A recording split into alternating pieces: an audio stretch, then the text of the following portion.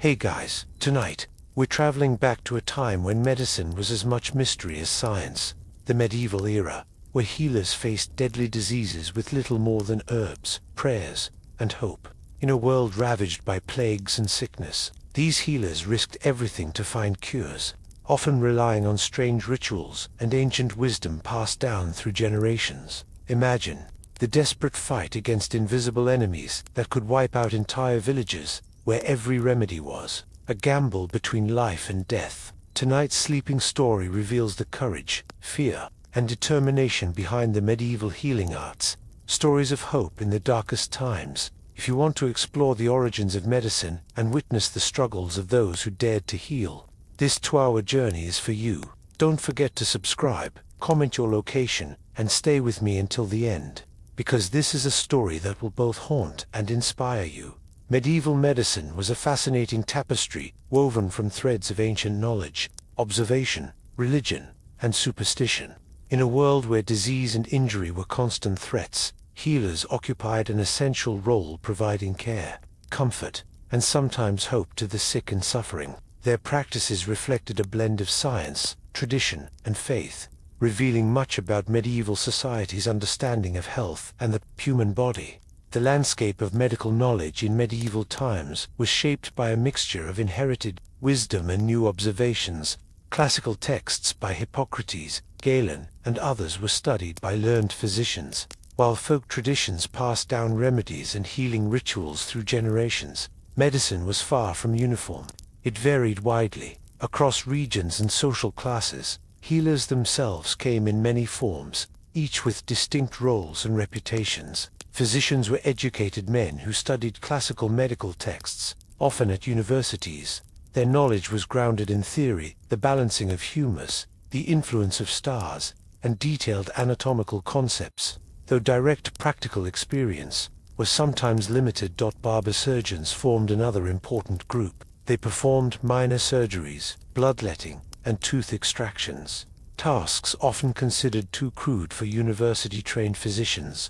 The red and white striped pole, still associated with barbershops today, originally symbolized bloodletting, tools and bandages. Apothecaries were the pharmacists of their day, preparing and selling herbal remedies, potions, and salves. Their shops were vital centers where people sought cures, often blending practical knowledge with mystical ingredients. Folk healers, including wise women, midwives, and herbalists, operated largely outside formal medical institutions. Rooted in local traditions and nature, they used herbs, charms, and rituals. Though sometimes viewed with suspicion, their knowledge was indispensable, especially in rural communities. Medicine in medieval society was inseparable from religion and superstition.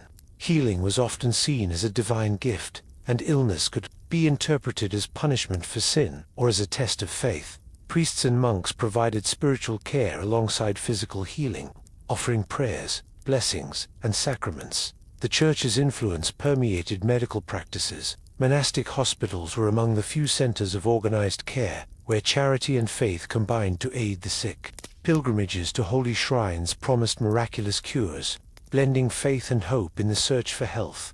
Superstitions and magical beliefs also shaped healing. Amulets, charms, and incantations were common, reflecting the medieval mind's attempts to understand and control unseen forces.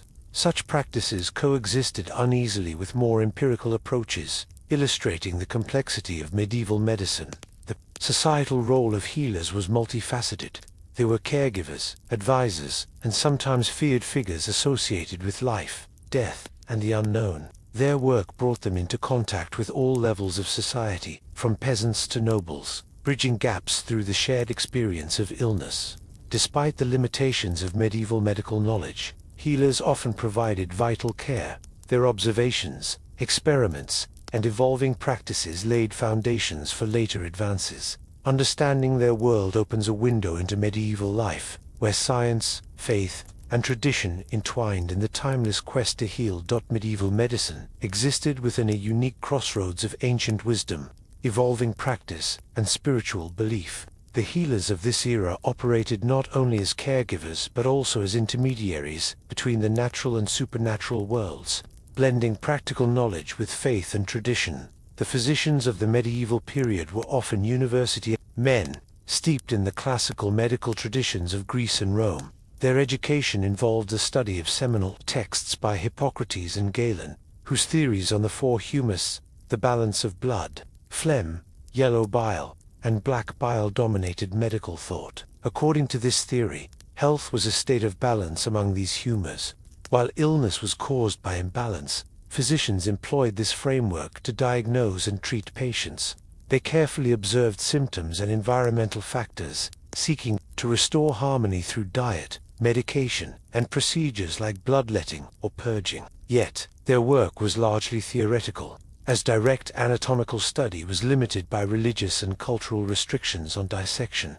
Despite their learning, physicians were relatively rare and expensive, primarily serving the wealthier classes. Their authority was recognized, but they often relied on assistants, barber surgeons, or apothecaries to perform hands-on care and procedures. Barber surgeons occupied a distinct niche, blending the roles of haircutting, dentistry, and minor surgery. Their tasks included bloodletting, a common treatment believed to balance humors, wound care, tooth extraction, and setting broken bones.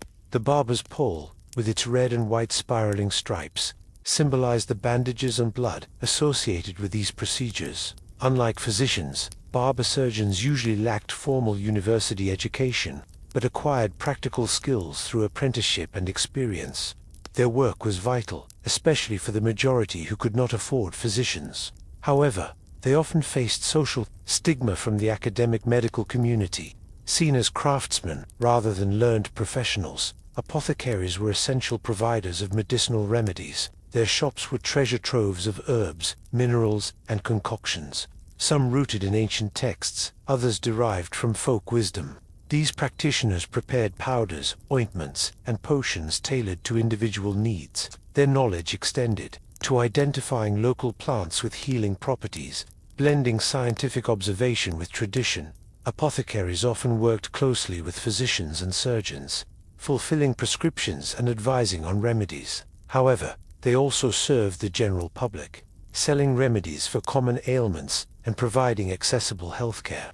Outside formal institutions, folk healers represented a broad and vital spectrum of medical knowledge rooted in local communities. Wise women, herbalists, midwives, and cunning folk practiced healing through natural remedies, charms, and rituals. Their knowledge was passed orally, often intertwined with cultural beliefs and superstition. While sometimes viewed with suspicion or accused of witchcraft, folk healers were indispensable, especially in rural areas where access to formal medicine was limited. They provided care during childbirth, treated common illnesses, and offered spiritual healing. Their practices often included the use of herbs, poultices, incantations, and symbolic acts believed to ward off evil or disease. Religion permeated every aspect of medieval healing. Illness was frequently understood as a manifestation of spiritual imbalance or divine punishment. As a result, the spiritual and physical were inseparable in medical practice. Prayers, blessings, pilgrimages to shrines, and the veneration of relics were integral components of healing. Monasteries played a central role in healthcare. Monastic hospitals combined charity and faith, providing care to the poor and sick.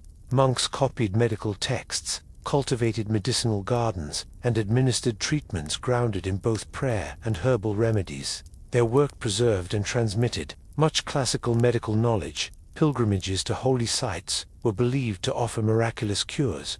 People traveled great distances to visit shrines of saints, reputed to have healing powers. The journey itself was an act of faith, as was the ritual of touching relics or participating in Mass. These spiritual practices offered hope where medicine sometimes failed. Superstition intertwined deeply with medicine. The belief in evil spirits, demons, and curses as causes of illness influenced diagnoses and treatments. Amulets, charms, and rituals aimed to protect patients from these unseen forces. The line between medicine and magic was blurred, reflecting the medieval mind's attempt to understand and control disease. Astrology also influenced medieval medicine. Physicians and healers consulted the stars to determine the best times for treatment or surgery, believing celestial bodies affected bodily humors and health. This cosmic perspective added another layer of complexity to medieval healing. The social role of healers was multifaceted. They were respected for their knowledge, yet sometimes feared for their association with death and the unknown. Healing was a vital service but also carried social and religious implications. Healers moved between worlds: medical, spiritual, and social. They served kings and peasants alike, acting as advisors, caregivers, and community pillars. Their work was not only about curing disease, but also about maintaining social order and spiritual harmony. Despite limitations in medical knowledge and technology, medieval healers laid important groundwork for future advances.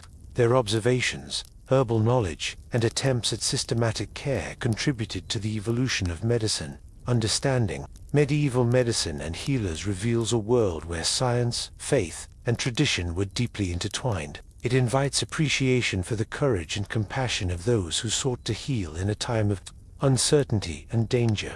The medieval healer's world was a place where the boundaries between science, religion, and superstition blurred into a complex and fascinating tapestry. While modern medicine benefits from rigorous scientific method and technology, medieval healers relied on centuries of tradition, keen observation, and faith-driven practices to confront disease and suffering. Their efforts, although limited by the knowledge of their time, reflected an enduring human desire to understand and alleviate pain. Physicians in the medieval period were often university-trained scholars who revered ancient medical texts. The works of Hippocrates and Galen served as their foundation, teaching them that the human body was governed by the balance of four humors. Disease was thought to arise from imbalances: too much blood, phlegm, yellow bile, or black bile, and restoring this balance through diet. Bloodletting or purging was the path to healing. The theory of humors shaped much of the diagnosis and treatment. For example, a fever might be seen as an excess of blood, prompting bloodletting to remove bad blood. While such practices seem misguided today, they were grounded in the best understanding available and often aligned with observable symptoms. Physicians also incorporated astrology into their diagnoses, consulting the stars to decide the timing of treatments, reflecting the medieval worldview that celestial bodies influenced earthly health. Physicians' education was rigorous but theoretical. Dissection of human bodies was rare and often prohibited by religious authorities, limiting direct knowledge of anatomy. Instead, physicians relied heavily on texts and inference. Their treatments could be formulaic, focusing on restoring humoral balance rather than addressing specific diseases as modern medicine does. Because physicians were expensive and few, many people turned to barber surgeons for more immediate and practical care. These practitioners handled wounds, performed bloodletting, and extracted teeth. Their skills were hands-on, learned through apprenticeship, and often vital in emergencies like battlefield injuries or infections. Despite their importance, barbers were sometimes looked down upon by university-trained physicians, seen as lower-status tradespeople. Apothecaries were the medieval pharmacists and herbalists, gathering, preparing, and dispensing remedies. Their knowledge of herbs and natural substances was vast, often based on classical texts, supplemented by local tradition. Apothecaries crafted mixtures, niches, infusions that sought to alleviate symptoms or restore health. Many of these preparations had real medicinal properties. Herbs like willow bark, containing salicylic acid, were effective pain relievers long before modern aspirin. In villages and towns, folk healers played a critical role in community health. These wise women, midwives, and herbalists operated outside formal institutions but were trusted sources of care. Their knowledge was often passed down orally, blending practical experience with magical beliefs. They treated everything from childbirth complications to fevers, using herbs, charms, and rituals designed to influence both body and spirit. The medieval approach to healing was holistic, considering not just the physical but also the spiritual and emotional. Illness was frequently seen as a punishment for sin or a trial of faith. This belief made religion inseparable from medicine. Healing often required spiritual remedies alongside physical ones. Religious rituals, prayers, blessings, considered powerful treatments. The church maintained hospitals and infirmaries where care was infused with faith. Monks cultivated medicinal gardens, copied medical manuscripts, and cared for the sick as acts of charity. The intertwining of church and medicine reflected the pervasive belief that divine will governed health. Superstition also played a major role. The unseen forces of demons, spirits, and curses were believed to cause many ailments. Healing required protection against these forces through amulets, charms, and incantations. This belief system created a rich tapestry of medical magic that coexisted with practical remedies. Astrology further influenced medical practice. Physicians and healers consulted celestial charts to determine auspicious times for treatment or surgery, believing that the positions of stars and planets affected the body's humors and energies. This cosmic connection underscored the medieval sense of an ordered universe, where health was a balance of earthly and heavenly forces. The societal role of healers was complex. They were respected as essential caregivers, but sometimes feared for their knowledge of hidden powers. Their work brought them into intimate contact with all layers of society, from peasants to nobility, making them bridges between worlds. Despite limitations, medieval healers often displayed remarkable ingenuity. They experimented with herbs, learned from experience, and shared knowledge through texts and oral traditions. Their efforts laid foundations for later medical advances. In some, medieval medicine was a blend of inherited wisdom, practical care, spiritual belief, and cultural tradition.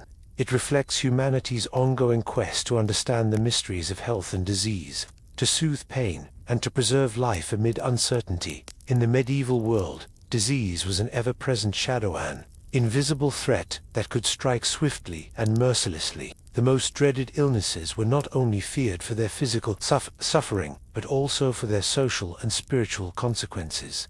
These diseases shaped communities, economies, and even entire civilizations, coloring the medieval imagination with fear and uncertainty. Among the most infamous of these was the plague, often called the Black Death. Sweeping across Europe in the 14th century, it decimated populations, leaving death and devastation in its wake. The plague's symptoms were terrifying high fever, painful swellings called buboes, chills, vomiting, and rapid death. Entire villages were emptied, and the scale of mortality overwhelmed medieval society's capacity to cope. The origins of the plague were mysterious to medieval people. Without the knowledge of bacteria or fleas, they sought explanations in supernatural causes, divine punishment, or celestial alignments. The disease was often seen as a scourge sent by God to punish sin, leading to widespread fear and social upheaval. Smallpox was another dreaded disease, characterized by fever and a distinctive rash that left survivors marked by scars. Unlike the plague's sudden devastation, smallpox was endemic but no less terrifying, especially to children. The disease was highly contagious and could spread rapidly in crowded towns and villages. Leprosy carried not only physical suffering but also profound social stigma. Those afflicted were often isolated from their communities, forced to live in separate colonies or hospitals. The disfigurement caused by leprosy, combined with fear of contagion, made it a disease that excluded sufferers from society and faith communities. Tuberculosis, sometimes called consumption, was a slow and wasting illness. Its symptoms, cough, weight loss, and fatigue, were debilitating. Though less immediately deadly than plague or smallpox, tuberculosis eroded health over months or years, leading to eventual death. The disease was common and feared, often associated with poverty and poor living conditions. Other diseases, such as dysentery, typhus, and influenza, also posed serious threats, especially in the unsanitary conditions of medieval towns and prisons. Malnutrition and poor hygiene exacerbated vulnerability, making disease a constant companion of medieval life. Medieval understandings of disease combined observation with tradition, religion, and superstition. The humoral theory attributed illness to imbalances in bodily fluids, guiding treatment approaches. Astrology linked disease to the positions of stars and planets, influencing diagnoses and timing of remedies. The social impact of disease was immense. Epidemics could destabilize communities, disrupt economies, and provoke fear and scapegoating. Religious interpretations often led to persecution of marginalized groups, blamed for causing disease. Despite these fears, medieval people sought ways to protect themselves through quarantine measures, herbal remedies, prayers, and rituals. Their efforts, though limited by knowledge, reveal a deep desire to understand and survive amidst uncertainty. As we explore these deadly diseases, we gain insight into the medieval experience of sickness and health, a world where the invisible enemy was as feared as any warrior, and where faith, fear, and medicine intertwined in the fight for survival. The medieval landscape was one of perpetual vulnerability to disease, with limited understanding of how illness is spread, and no access to modern medicine. Communities faced constant threats from a host of deadly diseases. These afflictions shaped daily life, influencing social structures, religious practices, and even political events. Among them, a few stand out as particularly feared and devastating, leaving indelible marks on the medieval world. The Black Death, or bubonic plague, is perhaps the most infamous. First arriving in Europe in the mid-14th century, it swept through towns and countryside with relentless speed, killing an estimated 1/3 to 1/2 of Europe's population. The plague's symptoms were horrifying. Victims suffered high fevers, chills, weakness, and painful swellings, known as buboes, enlarged lymph nodes that appeared on the neck, armpits, or groin. In many cases, death followed swiftly, often within days. Medieval people struggled to comprehend the cause of such devastation. Lacking knowledge of germs or vectors like fleas and rats, explanations were rooted in religious and supernatural beliefs.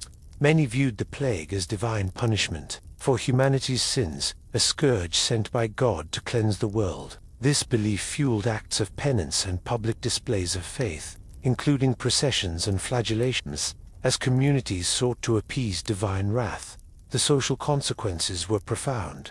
Entire villages were depopulated. Markets and farms lay abandoned. Fear permeated daily life.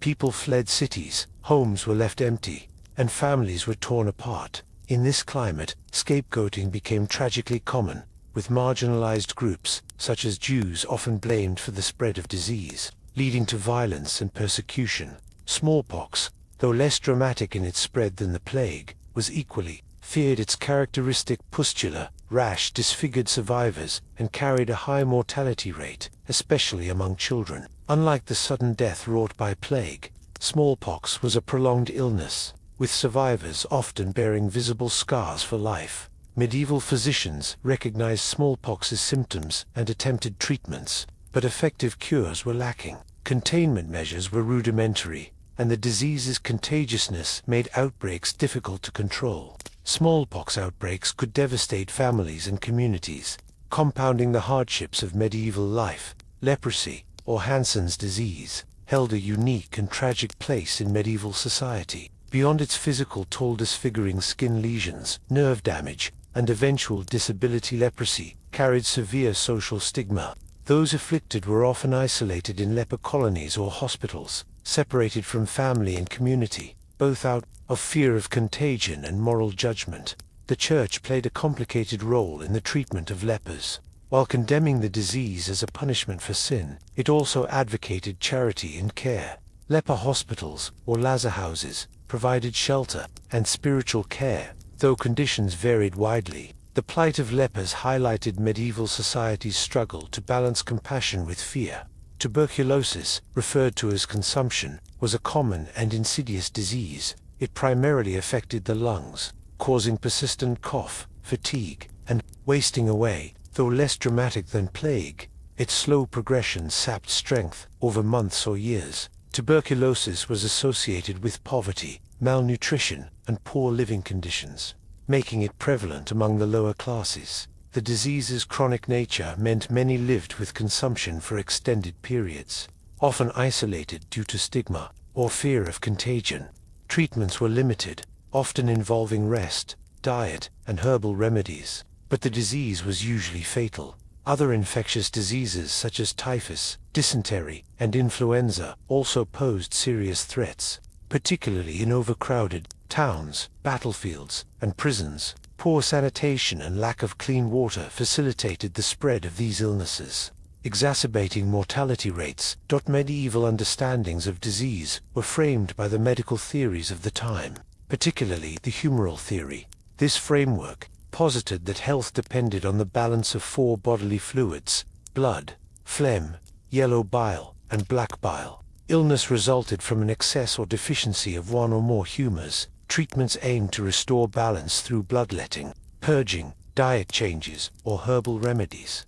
Astrology influenced diagnosis and treatment. Physicians consulted charts to determine auspicious times for procedures or predicted disease progression, based on the alignment of planets and stars.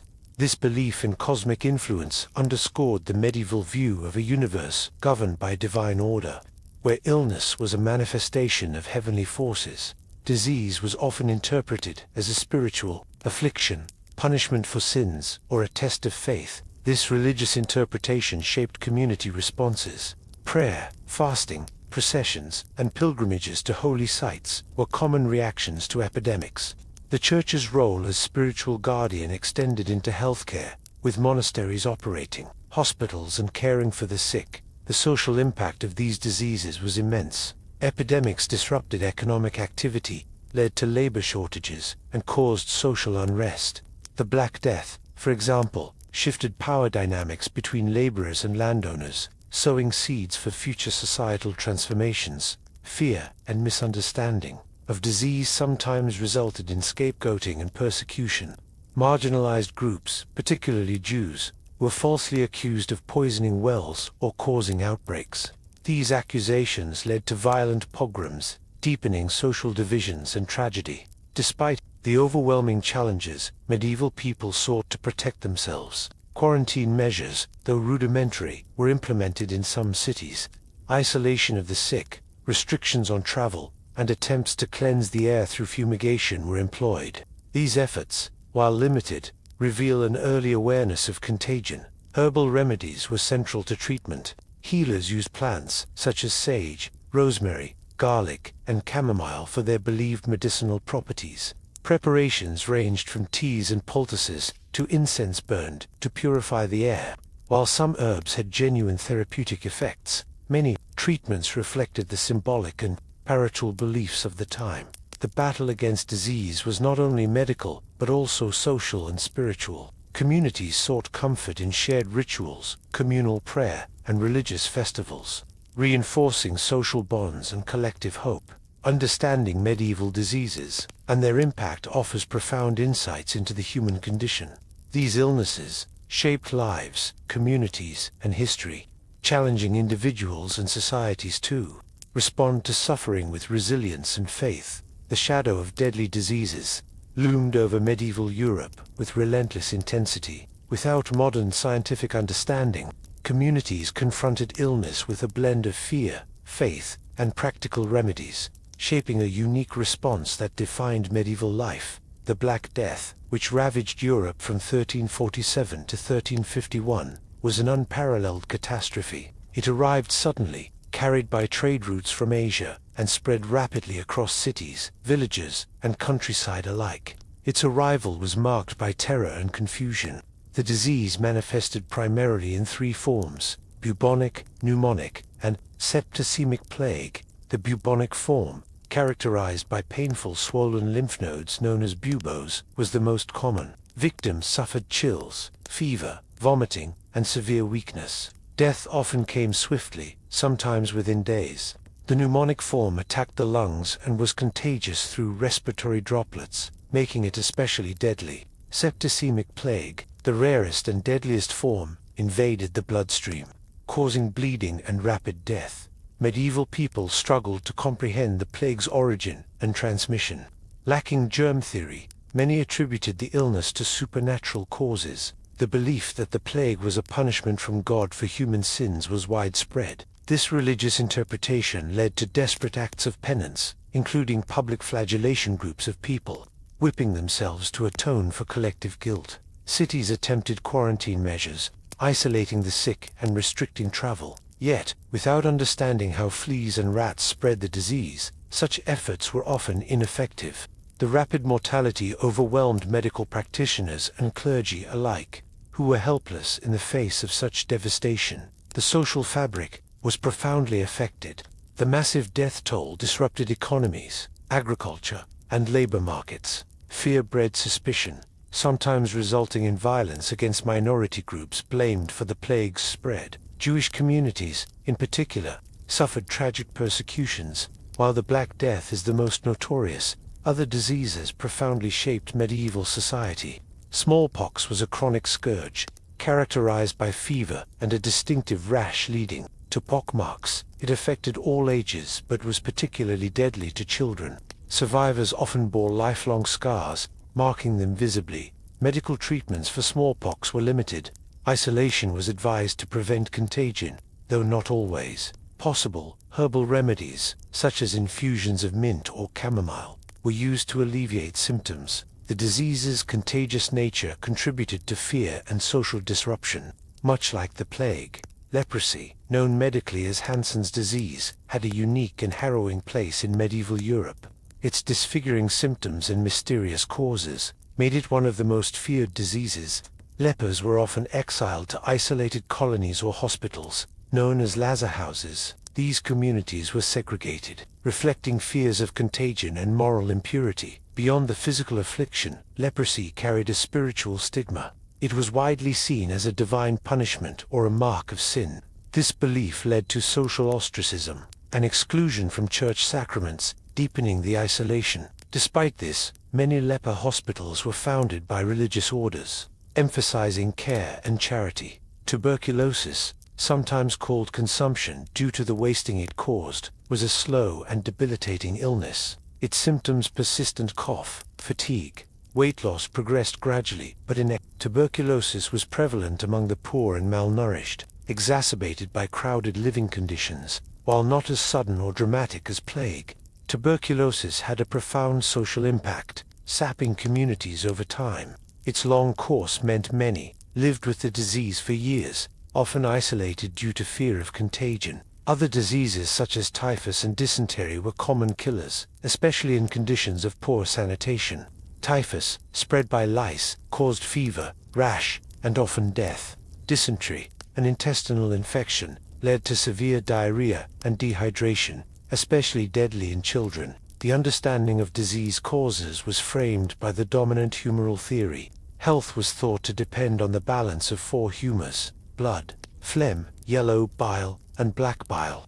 Disease resulted from an imbalance caused by environmental factors, diet, or spiritual influences. This theory guided diagnosis and treatment, emphasizing balancing the humors through bloodletting, purging, and diet.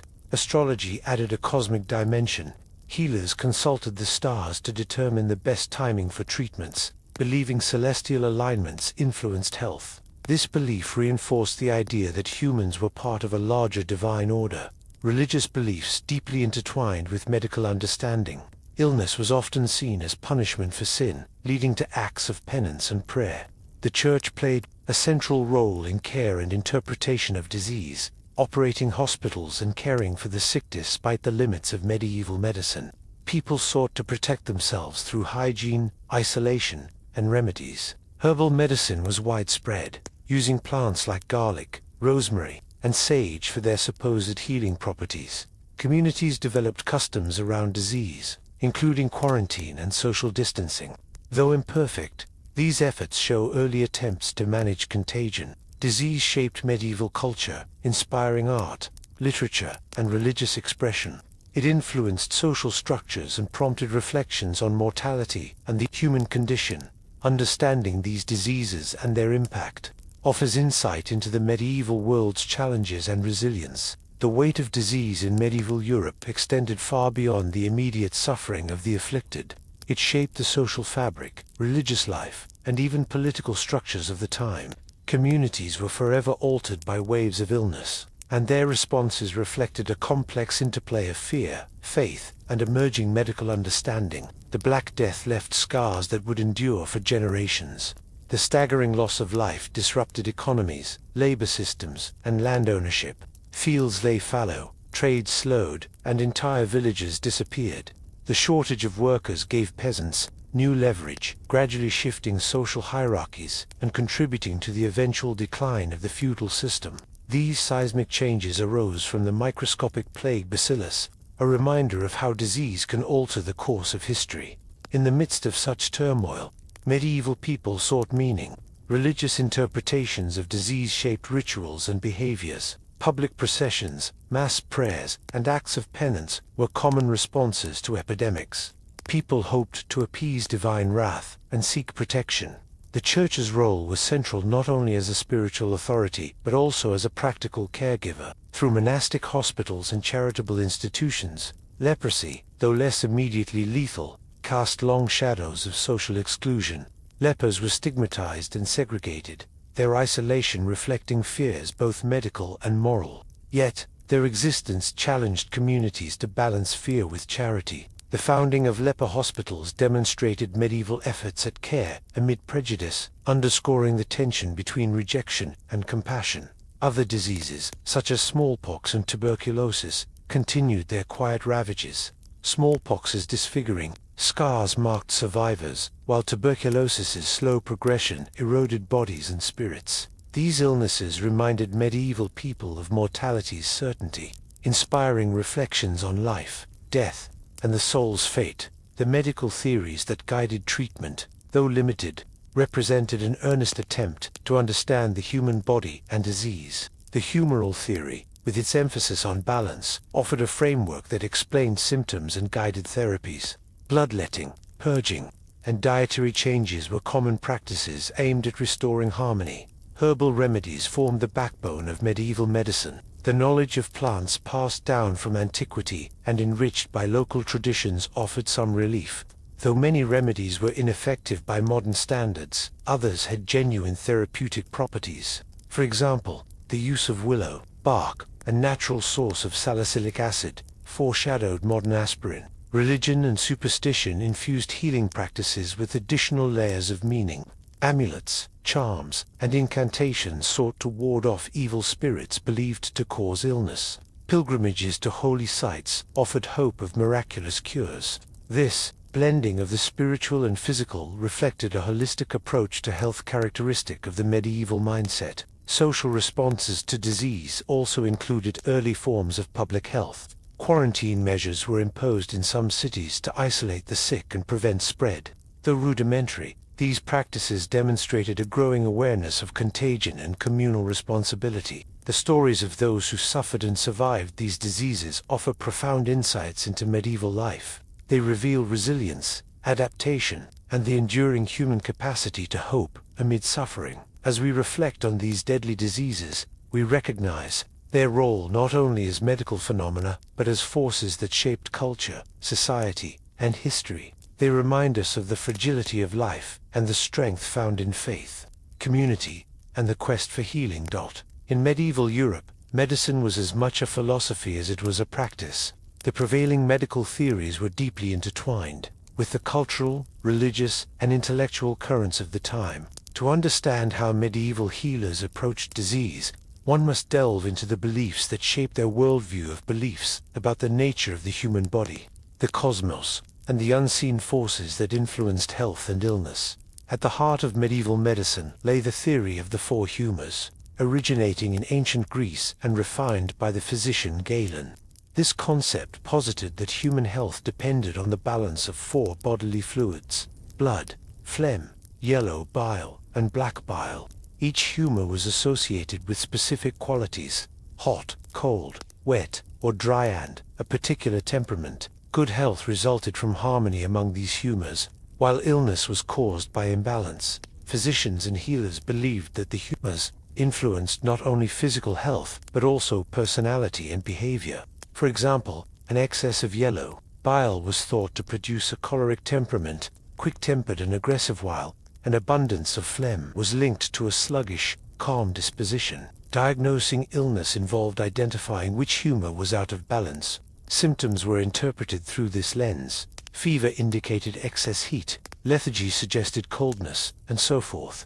Treatments aimed to restore balance, often through bloodletting, purging, or dietary regulation. Bloodletting was one of the most common therapies. By removing a certain amount of blood, physicians hoped to reduce an excess of blood humor or to draw out harmful substances. Though painful and risky, bloodletting was practiced widely, believed to be effective in numerous conditions. Purging-inducing, vomiting, or bowel movements served a similar purpose, to expel toxins or excess humors. Herbs with laxative or emetic properties were commonly used. Diet was also crucial. Foods were classified by their qualities: hot, cold, wet, dry, and prescribed accordingly. A patient with an excess of cold humors might be advised to eat warming foods, while one with too much heat might consume cooling substances. In addition to the humoral theory, astrology played a central role in medieval medicine. It was believed that the positions of the stars and planets influenced human health, guiding not only the diagnosis but also the timing of treatments. Physicians consulted astrological charts to determine the best days for surgery or administering medicines, aiming to align interventions with favorable cosmic conditions. Each part of the body was associated with a zodiac sign, and diseases were thought to correspond with disturbances in these celestial influences. This cosmic perspective reflected the medieval conviction that humans were microcosms of the universe, connected to the larger cosmic order. Beyond physical and cosmic explanations, medieval medicine also accounted for spirits and demons. Illness was sometimes attributed to malevolent supernatural forces. Demonic possession or the influence of evil spirits could cause symptoms ranging from madness to physical ailments. Healing, therefore, involved not only physical remedies but also spiritual ones. Exorcisms, prayers, and rituals were employed to expel these harmful forces. The Church played a vital role in these practices, emphasizing the need for spiritual purification alongside medical treatment. This blending of natural and supernatural causes made diagnosis a complex process. Physicians and healers had to consider multiple layers: the physical state of the body, the influence of celestial bodies, and the presence of spiritual forces. The role of charms, amulets, and talismans also reflected these beliefs. These objects were believed to protect against evil influences or to restore balance. Their use was widespread, overlapping with formal medical treatments. In some medieval medical theories presented a holistic view of health. The body, mind, and spirit were interconnected, influenced by earthly and heavenly forces. Disease was not merely a physical malfunction, but a disruption in a complex web of relationships. Understanding these theories reveals why medieval medicine was so different from modern practice. Yet it also shows the sincerity and depth of the medieval quest to heal. The medieval understanding of the human body and disease was deeply rooted in the ancient concept of the four humeria system that influenced medical thought for centuries. This theory, passed down from Hippocrates and Galen, posited that health depended on a delicate balance between four bodily fluids: blood, phlegm, yellow bile, and black bile. Each humor was associated with distinct qualities and temperaments, and their imbalance was believed to cause illness. Blood, considered warm and moist, was linked to a sanguine temperament, cheerful and active. Phlegm, cold and moist, was associated with a calm and lethargic disposition. Yellow bile, hot and dry, produced a choleric, fiery personality, while black bile, cold and dry, was connected to a melancholic, contemplative nature. Medieval physicians believed that maintaining harmony among these humors was essential for physical and mental health. Diagnosis began with observation. A physician would examine the patient's symptoms, complexion, pulse, and even urine. The color, smell, and taste of urine, for example, provided clues about humoral imbalances. Physicians paid close attention to signs of heat, cold, dryness, or moisture, interpreting these as indicators of which humor was in excess or deficiency. Treatment aimed to restore balance, often through bloodletting, a practice in which blood was drawn from the patient to reduce an excess. Though painful and risky, it was believed to alleviate fevers, inflammations, and other ailments caused by surplus blood. This method was common, practiced with leeches or through venesection, and even considered preventative at times. Purging was another cornerstone therapy, used to expel excess humors through vomiting or bowel movements. Various herbal concoctions, such as senna or wormwood, were administered to cleanse the digestive tract. These procedures, while harsh, reflected the deep-rooted conviction that cleansing the body of toxins or imbalances was vital for recovery. Diet played a significant role in medical theory and practice. Foods were classified by their inherent qualities, and physicians prescribed specific diets to counteract humoral imbalances.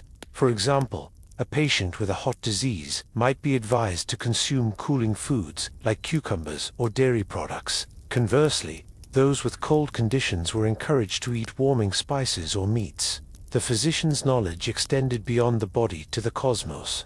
Astrology was integral to diagnosis and treatment. Medieval medicine taught that the positions and movements of celestial bodies influenced human health. Each organ corresponded to a zodiac sign, such as Aries governing the head, Taurus the neck, and so on. This belief informed the timing of medical interventions. Certain days or hours were considered more auspicious for surgery, bloodletting, or administering remedies. Astrological charts, or horoscopes, were consulted to predict disease progression or the best moments for treatment. This cosmic connection reinforced the medieval vision of the body as a microcosm, mirroring the macrocosm of the universe. Health was a state of cosmic harmony, and disease a sign of celestial disharmony. Alongside these natural explanations, medieval medicine acknowledged the power of spirits, demons, and supernatural forces. Illness was not always seen as a physical imbalance, but often as a manifestation of spiritual affliction or divine punishment. Conditions such as epilepsy or mental illness were sometimes attributed to demonic possession. To counteract these malevolent influences, healers incorporated spiritual healing practices into their work. Exorcisms, prayers, and the use of holy relics were common. The Church played a central role in this spiritual healing, offering rituals to cleanse the body and soul. These practices underscored the medieval belief that true healing required addressing both physical and spiritual causes. The use of amulets, charms, and talismans reflected the widespread belief in protective magic. These objects, often inscribed with sacred symbols or prayers, were carried or worn by patients to ward off evil spirits or disease. They coexisted with more formal medical treatments, illustrating the medieval blend of empirical and mystical approaches. In addition to charms, herbal medicine was steeped in symbolic as well as practical significance. Certain plants were believed to have spiritual properties that could counteract curses or malevolent forces. For example, mandrake was thought to have magical powers, but was also used medicinally. Despite its toxicity, the medical practitioner's role was thus multifaceted. Part scientist, part spiritual advisor, part magician. They navigated a world where the physical and metaphysical were intertwined, where healing involved both observation and ritual. Philosophically, medieval medicine was shaped by the concept of natural order and the idea that the universe was governed by divine laws. Health was viewed as a reflection of this order, and disease as a disruption. The healer's task was to restore harmony, not only within the body, but between the body, soul, and cosmos.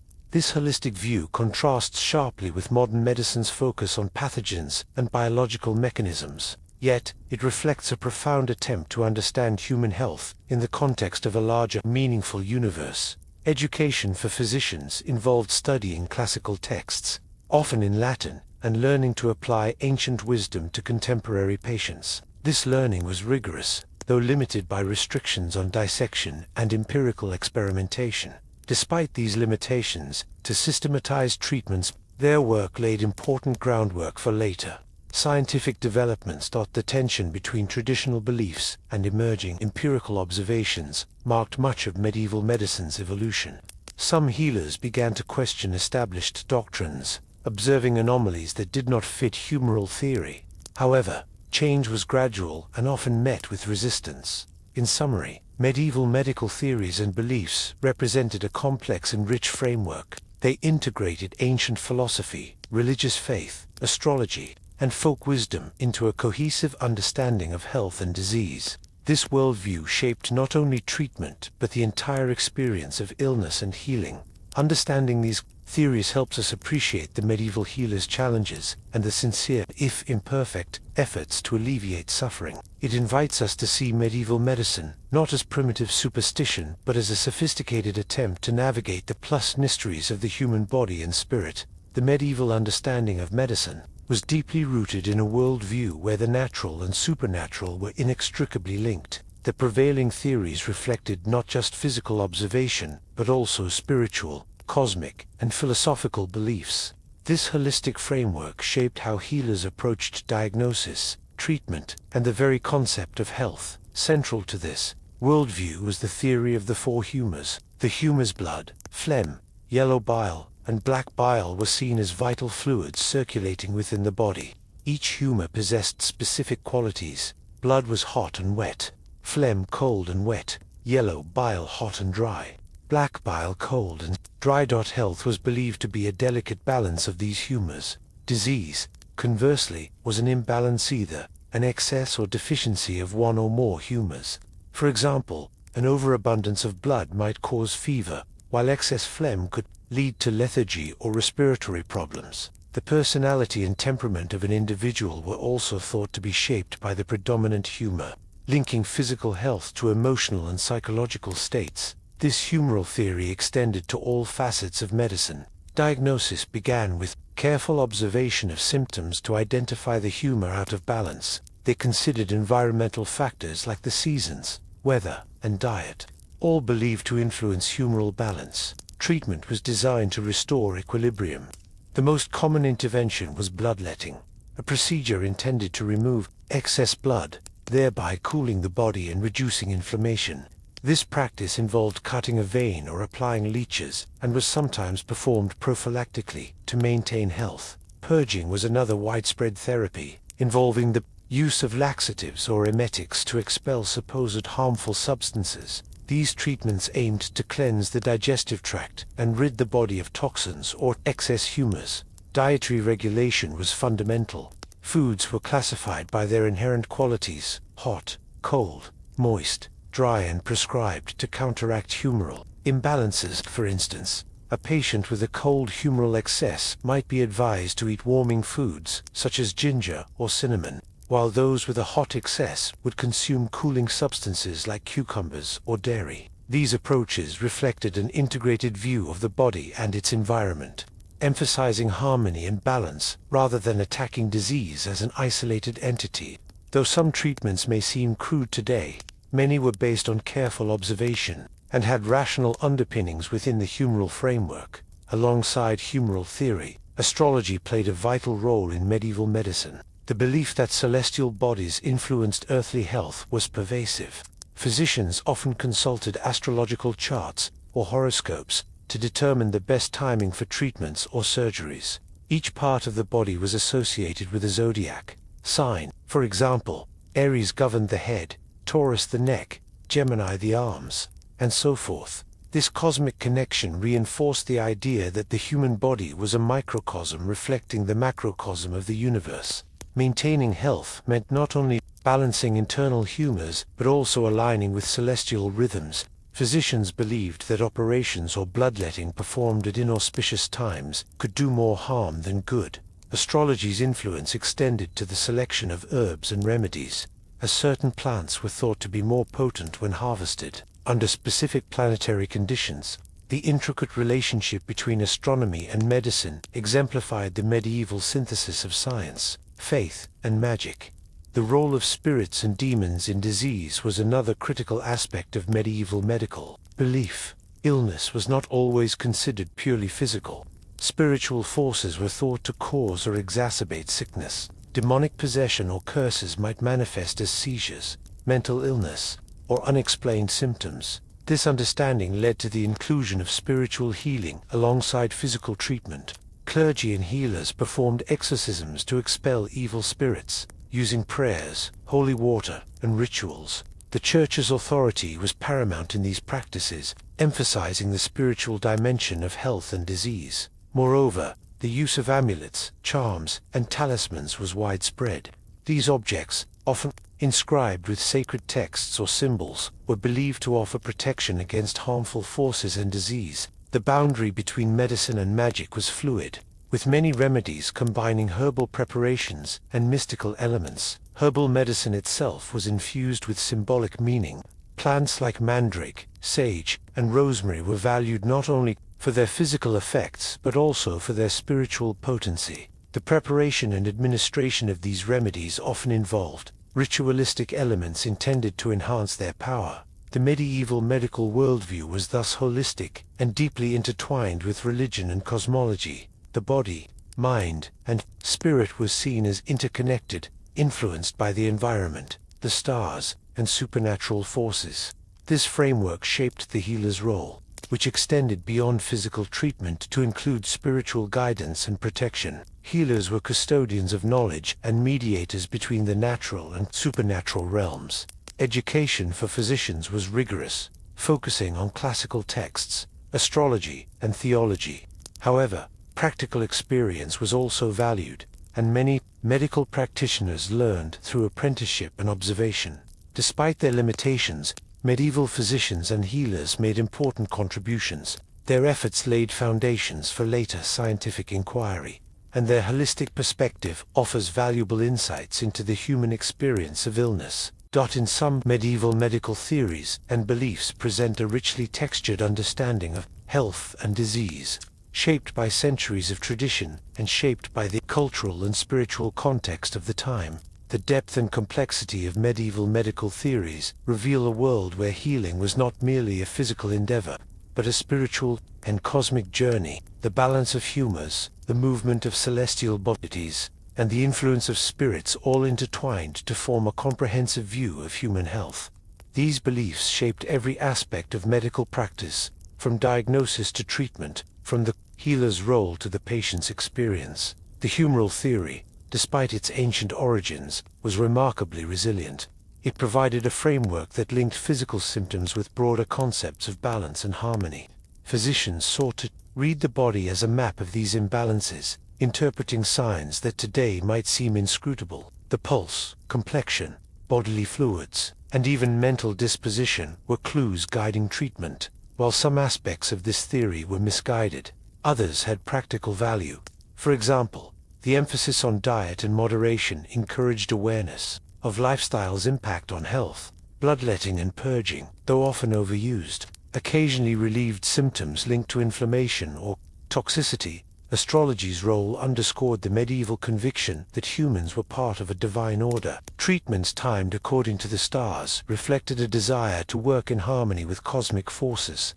This belief lent a sacred quality to medical practice, intertwining it with religious faith and ritual. The acknowledgement of spiritual causes for disease reflected the era's worldview. Illness was often seen as a manifestation of sin, demonic influence, or divine punishment. This perspective meant that healing required both physical and spiritual intervention. The Church, as the guardian of spiritual well-being, was deeply involved in healthcare. The use of charms and amulets illustrates the mingling of faith and folk tradition. These objects, imbued with symbolic power, provided psychological comfort and a sense of protection. Their widespread use shows that healing was as much about reassurance and faith as about physical remedies. The healer's role was multifaceted. Beyond administering treatments, healers acted as spiritual counselors, advisors, and mediators. They navigated complex relationships between science, religion, and superstition, embodying the era's holistic approach to health. Education for physicians was based on classical texts and theological principles. Universities and monastic schools preserved and transmitted medical knowledge. However, hands-on experience and folk wisdom remained essential, especially among barber surgeons and folk healers. The coexistence of multiple healing traditions created a rich medical landscape. Formal medicine, folk remedies, religious rituals, and magical practices blended in everyday life. Patients often sought help from various sources, reflecting a pragmatic approach to health, despite their limitations. Medieval medical theories laid foundations for later developments. They encouraged observation, classification, and systematic treatment. The persistence of some herbal remedies into modern pharmacology speaks to the enduring value of medieval knowledge. Understanding these theories enriches our appreciation of medieval medicine's depth and humanity. It reveals healers striving to make sense of illness in a complex world, seeking to restore balance in body, mind, and spirit. As we move forward, we will explore how these theories translated into treatments and remedies, painting a vivid picture of medieval healing in action. In the medieval world, the quest to cure the sick was a blend of ancient knowledge, practical skill, spiritual faith, and deep tradition. Healers employed a range of treatments and remedies, each grounded in the medical theories and beliefs of the time. Their methods were as diverse as the illnesses they faced, from the use of plants and minerals to complex rituals and surgical interventions. One of the most familiar and widely used practices was herbal medicine. Plants were nature's pharmacy, offering an array of remedies believed to restore balance and health. Medieval healers cultivated extensive knowledge of local and imported herbs, each associated with specific humoral qualities and healing properties. For instance, lavender was valued for its calming and antiseptic properties, often used to soothe wounds or ease anxiety. Chamomile served as a gentle remedy for digestive troubles and inflammation.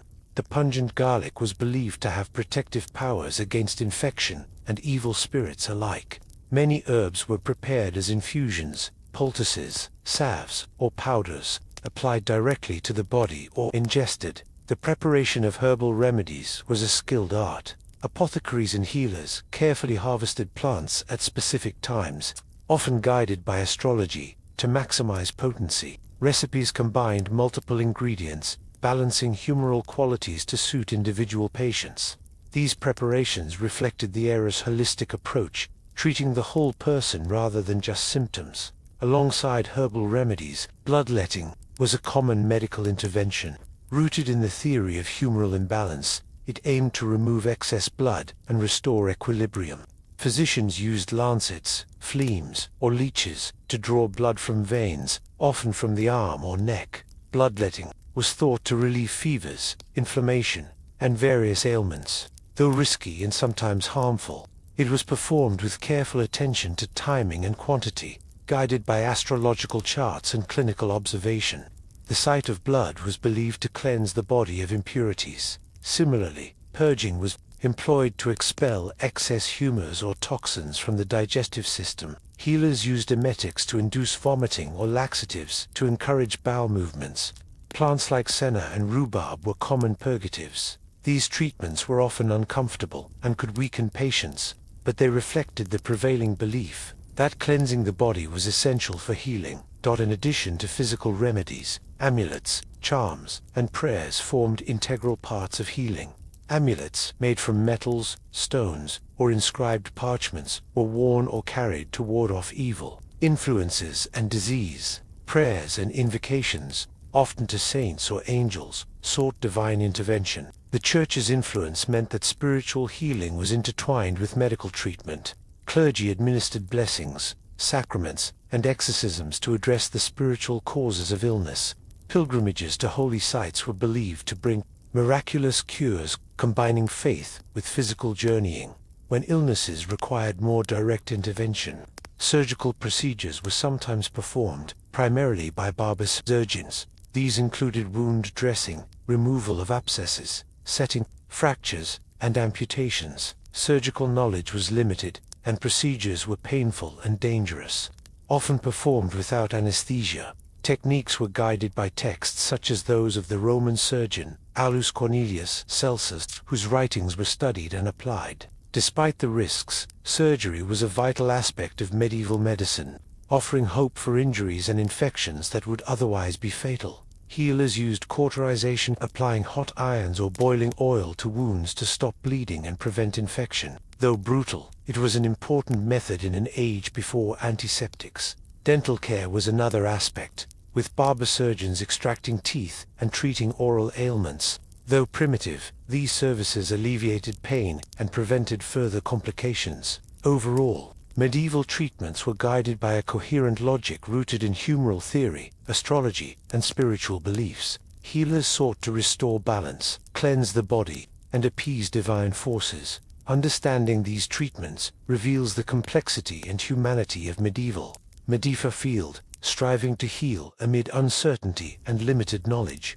Medieval healers operated within a world where medical treatment was a delicate balance between practical care, philosophical theory, and spiritual faith. The treatments they applied reflected this complex interplay, aimed not just at physical recovery, but at restoring harmony within the body and between the body and the universe. Herbal medicine was the cornerstone of medieval healing. The vast knowledge of plants and their properties was accumulated through centuries of observation, trial, and tradition. Healers recognized that different herbs possessed qualities that could counteract the banderactors of the 4-HUMORS. Lavender, for example, was prized for its soothing scent and antiseptic properties. It was used to calm nerves, reduce inflammation, and cleanse wounds. The fragrant herb was often included in salves and bath preparations, helping patients find relief and comfort. Chamomile was another versatile remedy, employed to ease digestive troubles, soothe skin irritations, and reduce fever. Its gentle nature made it suitable for treating children and the elderly. Garlic, with its strong odor and potent effects, was considered both a physical and spiritual remedy. Beyond its believed ability to fight infections, garlic was thought to repel evil spirits and protect against the plague. Patients sometimes wore garlic cloves or hung them in homes to ward off disease. Preparation of herbal remedies was an art as much as a science. Apothecaries and healers collected plants at specific times, often guided by the lunar calendar or astrological signs, believing that timing affected potency. Roots, leaves, flowers, and seeds were dried, ground, and combined into mixtures tailored to the patient's condition and humoral imbalance. These remedies were administered in various forms: tinctures, poultices, powders, or ointments. Poultices made from crushed herbs were applied to wounds to draw out infection or reduce swelling. Infusions were sipped to soothe internal ailments. The sensory experience of these treatments, the smell of herbs, the cool touch of salves, physical relief and psychological comfort. Beyond herbs, medieval healers employed minerals and animal products in their treatments. Ingredients such as mercury, sulfur, and salts were common in remedies, reflecting alchemical influences. While some of these substances were toxic, their use highlighted the period's experimental approach to healing. Bloodletting was one of the most widely practiced and controversial therapies, rooted in the theory that too much blood caused disease. Physicians carefully regulated the amount of blood removed to restore humoral balance. The practice was so prevalent that specialized instruments, like phlemes and lancets, were standard in medical kits. Bloodletting was used to treat a range of conditions: fevers, inflammation, headaches, and even mental illness. Physicians selected veins for bleeding based on the patient's symptoms and the time of day, often consulting astrological charts. Though the practice sometimes weakened patients, it was regarded as essential for correcting internal imbalances. Purging, inducing, vomiting or laxation was another key treatment to expel harmful substances. Herbal emetics, such as ipecacuanha or saffron, were administered carefully to cleanse the digestive tract. Though unpleasant, purging was believed to rid the body of excess humors and toxins. The diet prescribed by healers was highly personalized, designed to support the body's return to balance. Foods were classified by their temperature and moisture qualities. Hot and dry foods, like roasted meats and spices, were used to combat cold and wet imbalances, while cooling foods, like cucumbers and dairy, were used to treat excess heat. Spiritual healing was inseparable from physical treatments. Patients often received prayers, blessings, and sacraments as part of their care. Monks and priests acted as healers, offering spiritual comfort and administering rites believed to restore health. Religious rituals, including the use of holy water, relics, and pilgrimages, were common. Many believed that illness was a punishment for sin or a test of faith, and healing required both physical and spiritual purification. Amulets and charms, inscribed with prayers or sacred symbols, were worn to protect against disease and evil spirits. These objects provided psychological reassurance and a sense of safety, reflecting the medieval intertwining of medicine and magic. When disease or injury required more direct intervention, surgical procedures were performed, often by barbers. These practitioners managed wounds, abscesses, fractures, and even amputations. Surgery was perilous without anesthesia or antiseptics, but offered the only hope for some injuries. Instruments like knives, saws, and cautery irons were used with skill and caution. Cauterization, burning tissue to stop bleeding or prevent infection, was a common technique, albeit painful. Barber surgeons also extracted teeth, performed bloodletting, and treated skin conditions. Though their status was lower than university physicians, their hands-on work was vital, especially in emergencies. Treatments were often accompanied by ointments and plasters, made from combinations of herbs, animal fats, and resins. These were applied to wounds and sores to promote healing and prevent infection. Medieval healers also used ointments to repel insects or mask odors in wounds, showing an awareness of hygiene, even if germ theory was unknown. Despite the limitations of medieval medicine, these treatments were grounded in a coherent theory of health and disease. The emphasis on restoring balance, cleansing the body, and protecting the spirit created a holistic approach that addressed body, mind, and soul. Patients often combined multiple treatments, taking herbal remedies, following dietary rules, undergoing bloodletting, wearing amulets, and seeking spiritual comfort. This multifaceted care reflected both medical knowledge and cultural beliefs. While many treatments were ineffective or even harmful by modern standards, some had genuine therapeutic effects. The use of certain herbs foreshadowed modern pharmacology. The importance of hygiene, rest, and nutrition remains central to medicine today. The medieval healer's role was both practical and symbolic. They embodied the hope for recovery and the power to mediate between sickness and health, nature and the divine.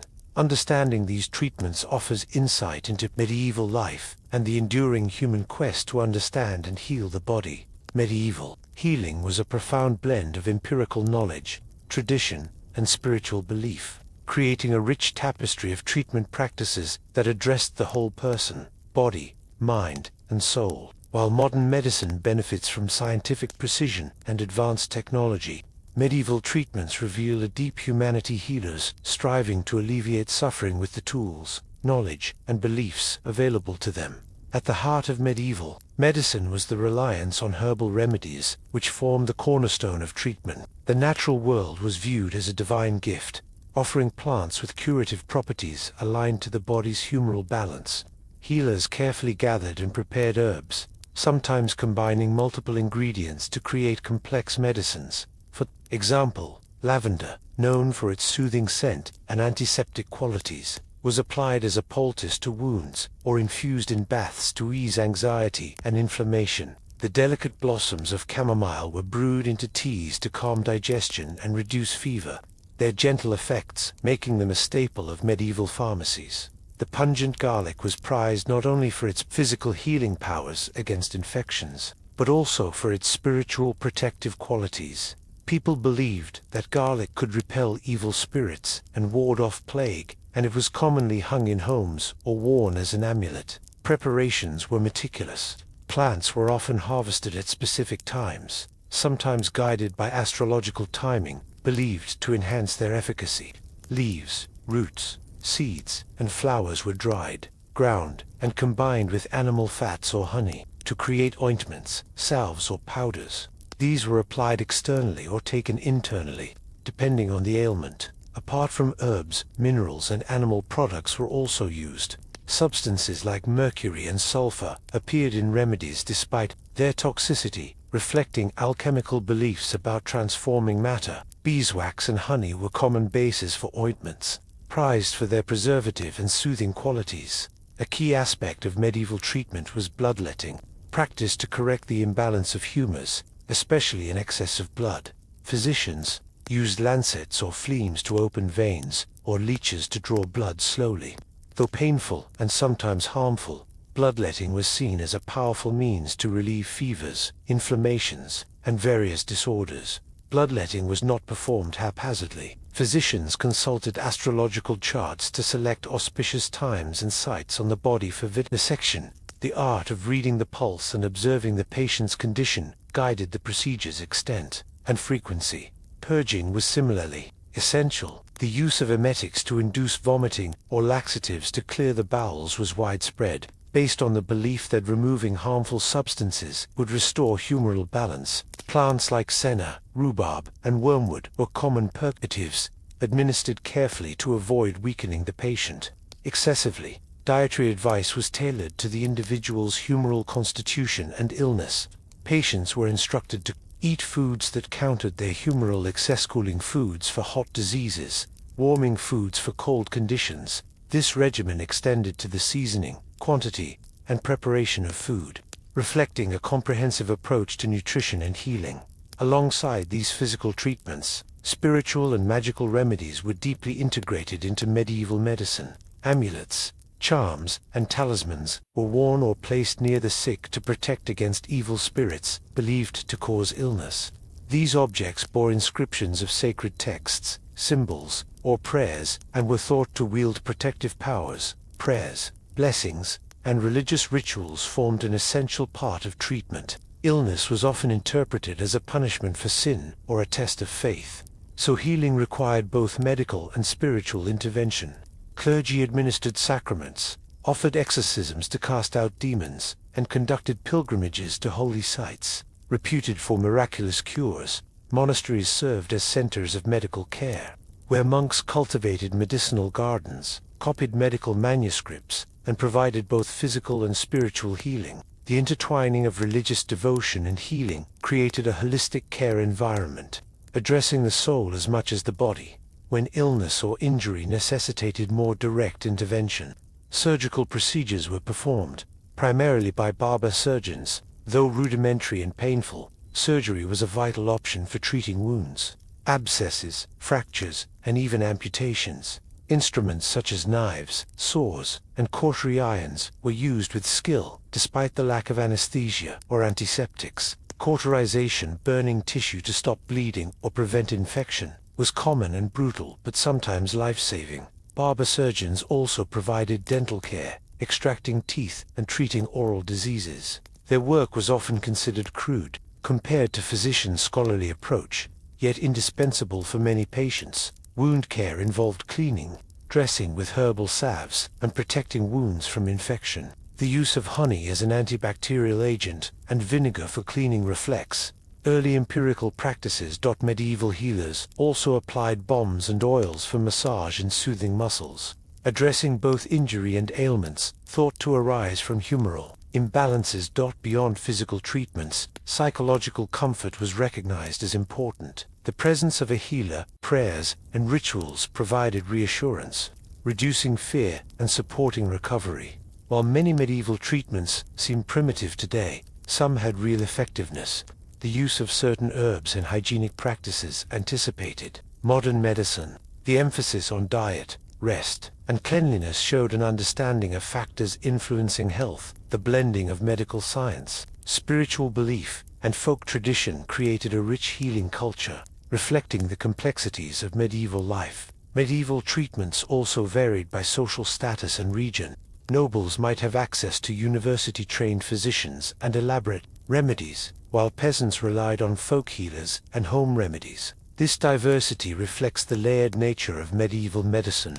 Understanding medieval treatments reveals a world striving to heal amid uncertainty, limited knowledge, and profound belief. As we move forward, we will explore the role of religion and superstition in healing, further illuminating the medieval approach to medicine.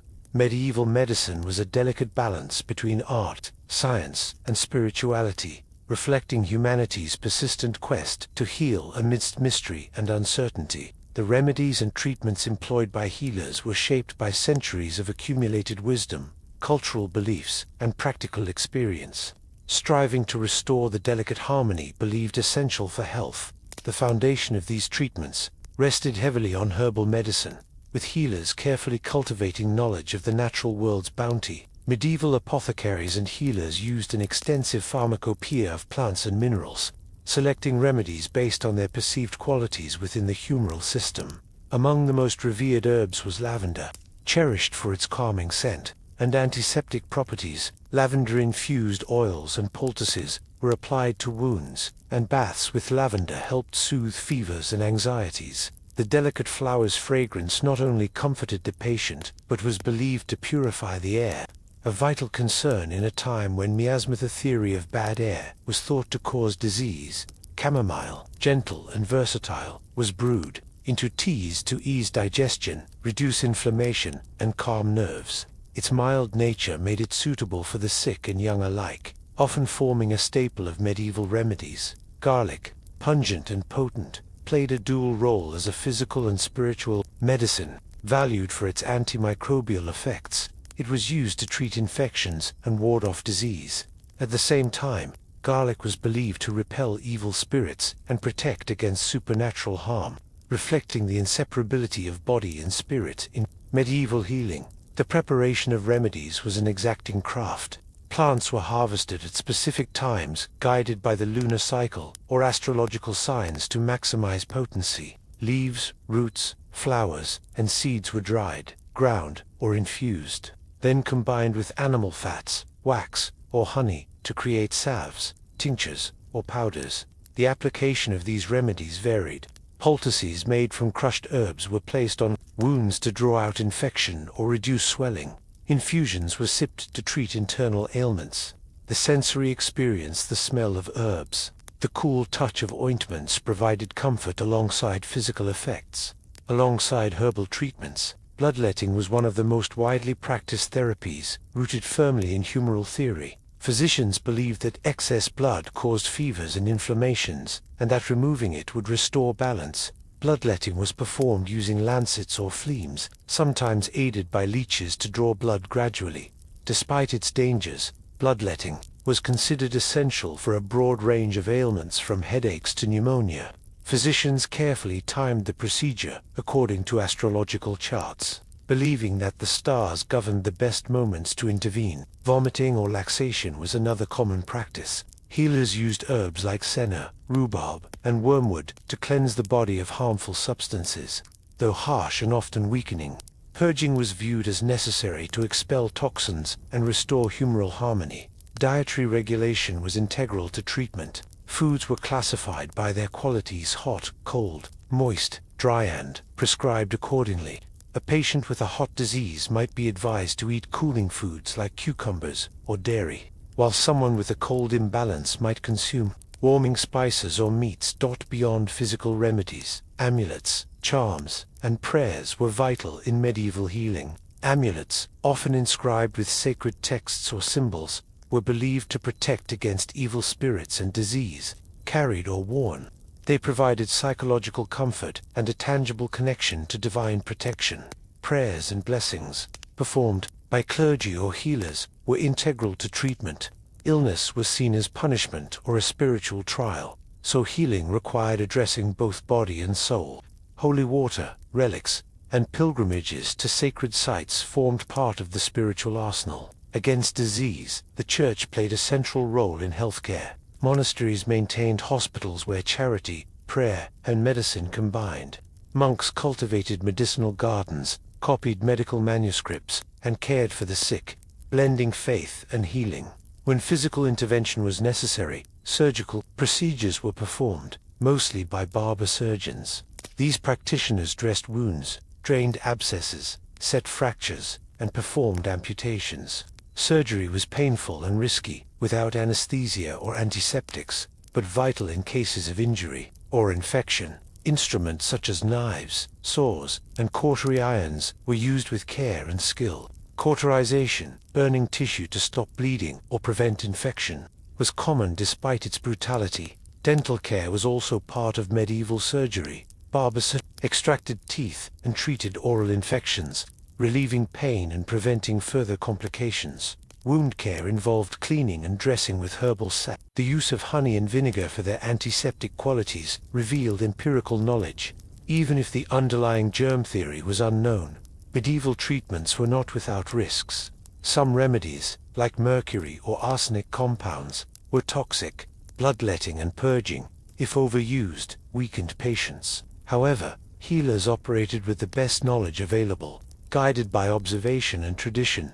The holistic nature of medieval medicine meant treatments addressed the whole person. Healing was a journey involving body, mind, and spirit, reflecting the era's belief in interconnext. Social status influenced access to treatments. Nobles could afford learned physicians and elaborate remedies, while common folk relied more on folk healers and simple remedies. This stratification shaped the medical landscape. Despite limitations, medieval medicine laid important foundations. Herbal knowledge persists today. The emphasis on diet and lifestyle echoes in modern health advice. The blending of science, religion, and tradition reflects the complexity of human approaches to healing. In reflecting on these treatments and remedies, we see a world where healing was as much about hope and faith as about physical cure. The medieval healer was a custodian of knowledge, a spiritual guide, and a compassionate caregiver. In the medieval world, healing was rarely seen as a purely physical process. Instead, it was deeply entwined with spiritual beliefs, religious rituals, and superstition. The body, mind, and soul were considered inseparable, and disease was often interpreted as a sign of spiritual imbalance or divine punishment. Thus, religion and superstition played central roles in both understanding illness and seeking cures. At the heart of medieval healing was the belief that God's will governed health and sickness. Illness was often seen as a test of faith, a consequence of sin, or a means of spiritual purification. This theological perspective shaped how people approached disease with hope, fear, and devotion. One of the most significant ways this belief manifested was through prayers and blessings. Clergy and laypeople alike invoked divine aid for the sick, offering prayers for healing and protection. Holy water was sprinkled on the ill, and sacred oils were applied as part of the anointing of the sick sacrament. These rituals were believed to cleanse both body and spirit, invoking God's mercy. The power of holy relics was widely revered. Relics, physical remains or belongings of saints, were considered conduits of divine grace and healing power. Churches and monasteries housed relics, drawing pilgrims from far and wide seeking miraculous cures. Touching or being near a relic was thought to bring health and protection from disease. The veneration of relics was part of a larger culture of pilgrimage. People traveled great distances to holy sites, such as the shrine of St. James at Santiago de Compostela, or the healing waters of Lourdes, hoping for miracles. These journeys were acts of faith and penance, reflecting a profound hope that spiritual intervention could overcome physical suffering. Alongside formal religious practices, superstition permeated medieval healing. The fear of evil spirits, demons, and curses was widespread. Illness could be attributed to malevolent supernatural forces, and healing involved rites to expel or protect against these threats. Amulets and charms were common tools in this spiritual defense. These objects, often inscribed with prayers, symbols, or magical words, were worn or placed near the sick. They served as protective talismans, believed to ward off disease-causing spirits. The use of incantations and rituals further illustrates the mingling of medicine and magic. Healers might recite sacred verses or perform symbolic actions to heal the body and soul. This blending of the sacred and the mystical reflects the medieval understanding of a world alive with unseen forces. Religious institutions played a central role in healthcare. Monastic hospitals combined medical care with spiritual guidance, offering sanctuary to the sick. Monks and nuns cared for the ill, administering both herbal remedies and spiritual comfort. Their work embodied the medieval ideal of charity and devotion. The Church's authority extended into medical knowledge. Many medical texts were preserved and copied by monks, who saw healing as part of their sacred duty. The clergy also regulated medical practice, ensuring it aligned with Christian doctrine. Faith was a source of hope and resilience for the sick. Belief in divine healing inspired patients to endure suffering with courage. Stories of miraculous recoveries reinforced the power of prayer and pilgrimage, encouraging communal devotion. Yet this intertwining of religion and medicine could also create tensions. Illness was sometimes viewed as punishment for sin, leading to stigma or fatalism. The emphasis on spiritual causes could overshadow physical treatments, limiting medical progress. Nevertheless, the role of religion and superstition in healing provided psychological comfort and a framework for understanding disease. It connected individuals to a larger cosmic and spiritual order, offering meaning amid suffering. In reflecting on medieval healing, we see a world where faith and medicine walked hand in hand, each enriching the other in the search for health and wholeness. The medieval world was profoundly shaped by religion, which permeated all aspects of life, including medicine and healing. To the medieval mind, the physical and spiritual realms were inseparable, and health was a sign of divine favor, while illness was often viewed as a punishment for sin or a test of faith. This belief system gave rise to a complex tapestry of healing practices where religion, superstition, and medicine were intertwined in the pursuit of curing the sick and alleviating suffering. At the core of this healing paradigm was the conviction that ultimate power over health and illness rested with God. It was widely believed that while earthly healers could aid the body, true cure was granted by divine will. This understanding placed healing firmly within the spiritual domain, and medical treatments were often accompanied by prayers, blessings, and sacred rituals designed to invoke God's mercy. One of the primary religious rituals associated with healing was the anointing of the sick, a sacrament administered by priests that involved the use of holy oils and prayers. This rite was believed to confer spiritual strength and, in some cases, physical healing. Patients receiving the sacrament were comforted by the sense that they were being cared for, not just physically, but spiritually, that their suffering was witnessed and blessed by God. Holy water was another essential element in medieval healing practices. It was sprinkled upon the sick to purify the body and ward off evil influences. Many households kept vessels of holy water, and churches distributed it freely, underscoring the belief that spiritual cleanliness was vital to physical health. The veneration of holy relics played a central role in medieval healing. Relics, physical remains of saints or objects associated with them, were believed to carry miraculous powers. These sacred items were often enshrined in churches and monasteries, attracting pilgrims from across Europe who sought cures for their ailments. Touching a relic, bathing in water blessed by it, or simply being near it, was thought to invoke divine healing. Stories of miraculous recoveries at relic sites reinforced the power of faith and pilgrimage, making such journeys a common form of medical care for those who could afford them. Pilgrimage itself was a form of healing. Devotees traveled long distances to sacred sites like Santiago de Compostela, Canterbury, or the Shrine of St. Roch, the patron saint of plague victims. These journeys were acts of devotion and penitence, undertaken in the hope that God's grace would restore health.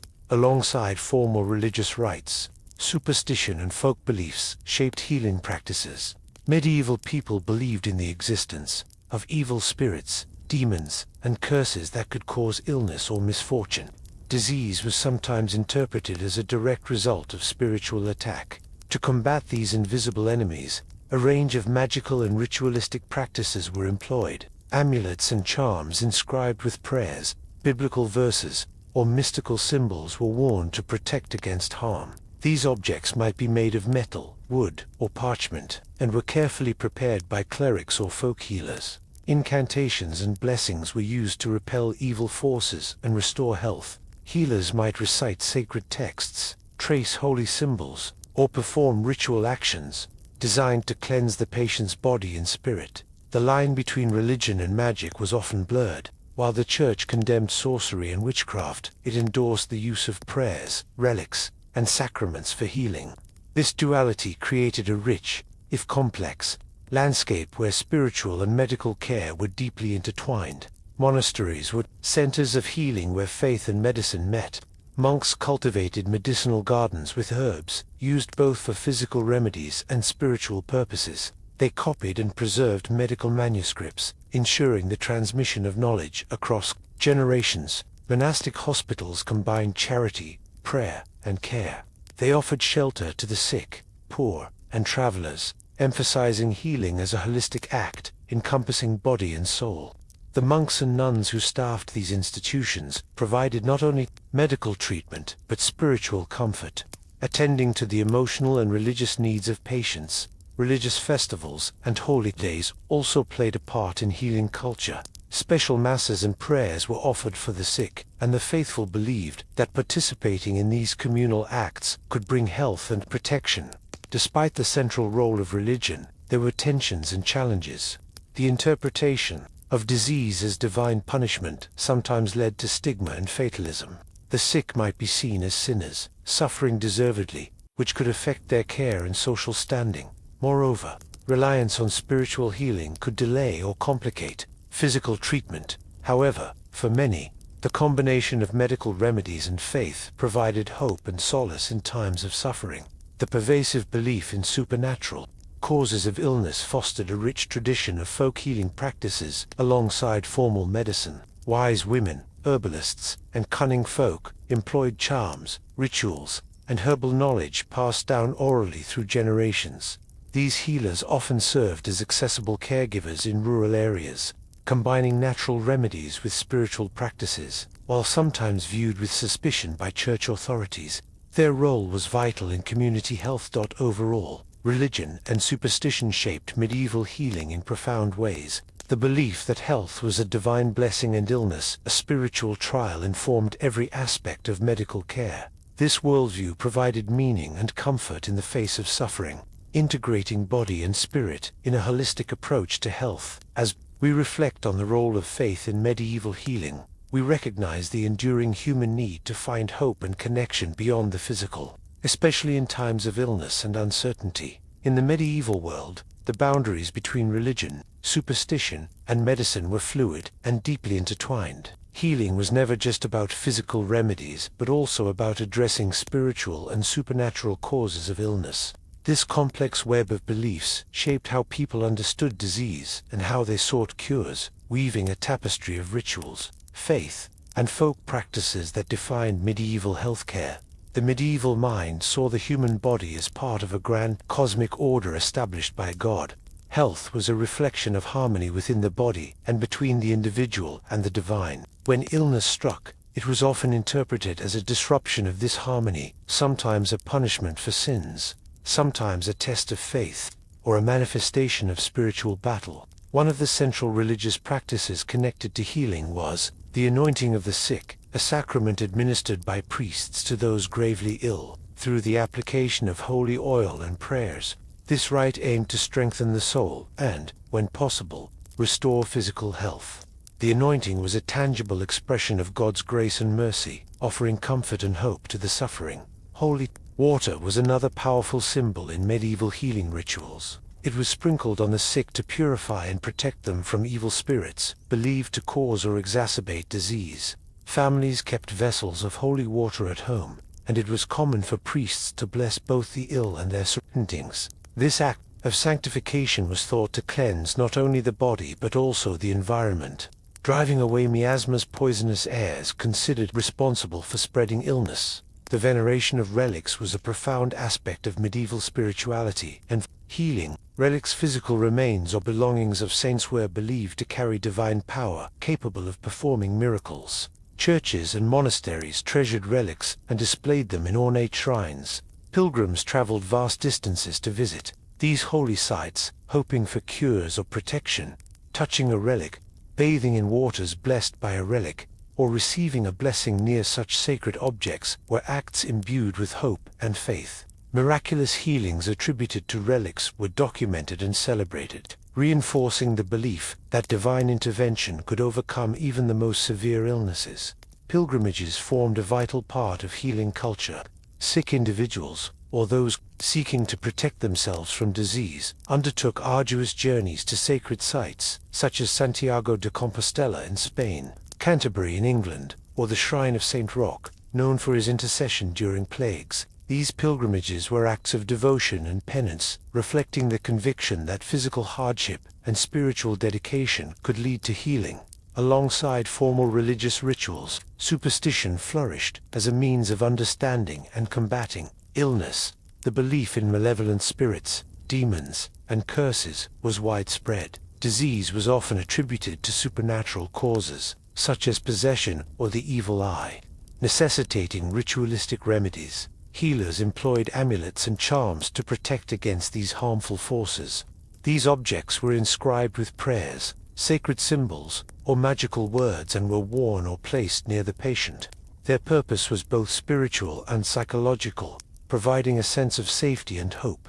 Incantations, spells, and ritual actions were also common. Healers might chant sacred verses, trace holy symbols on the body, or perform symbolic gestures to drive out evil and restore health. Such practices blurred the lines between medicine and magic, reflecting a worldview where unseen forces influenced physical well-being. The Church's stance on magic was complex. While condemning witchcraft and sorcery, it embraced prayers, blessings, and the use of relics as legitimate forms of healing. This duality created a nuanced landscape where spiritual and mystical practices coexisted with empirical medicine. Monasteries were centers of both spiritual and physical care. Monks and nuns cultivated medicinal herb gardens, copied and studied medical texts, and cared for the sick with a blend of prayer and herbal remedies. These institutions embodied the medieval ideal of healing as a sacred duty, combining charity, faith, and practical care.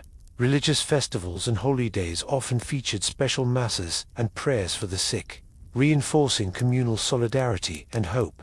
Participation in these rites was believed to confer spiritual benefits and protection from disease.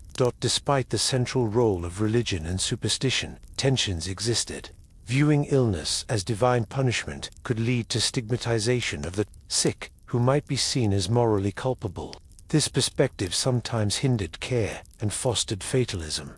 Additionally, reliance on spiritual remedies occasionally delayed physical treatment. Yet, for many, faith was a vital source of strength and resilience, helping individuals endure suffering with dignity. The enduring belief in spiritual causes of illness led to rich folk healing traditions. Wise women, midwives, and local healers combined herbal knowledge with charms and rituals, offering accessible care grounded in community trust. These folk practices sometimes conflicted with official church teachings but remained essential for rural populations. They reflected a pragmatic approach to health, blending nature, magic, and faith. The integration of religion and superstition in medieval healing provided not only cures but meaning, connecting individuals to a larger cosmic and spiritual order. In times of illness and uncertainty, these beliefs offered comfort, hope, and a sense of control. Reflecting on the role of faith in healing reveals the profound human need to find connection and meaning amid suffering, a timeless aspect of the healing journey. In the medieval era, religion was not just a facet of daily life, it was the very lens through which people interpreted the world, including health, disease, and healing.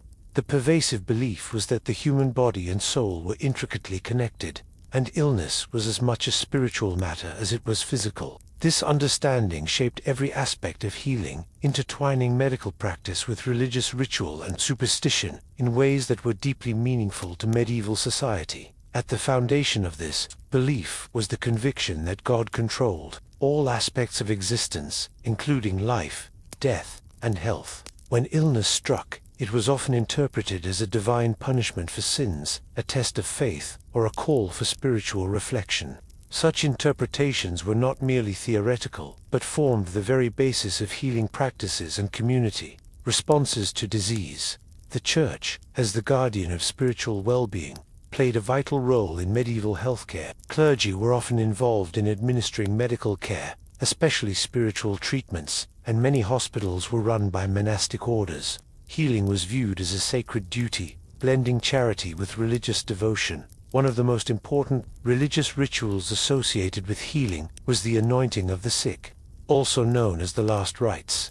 This sacrament involved the application of holy oils and prayers by a priest, intended to strengthen the patient's soul and, if it pleased God, restore physical health. The ritual was believed to confer divine grace, helping the sick endure suffering and, in some cases, to recover.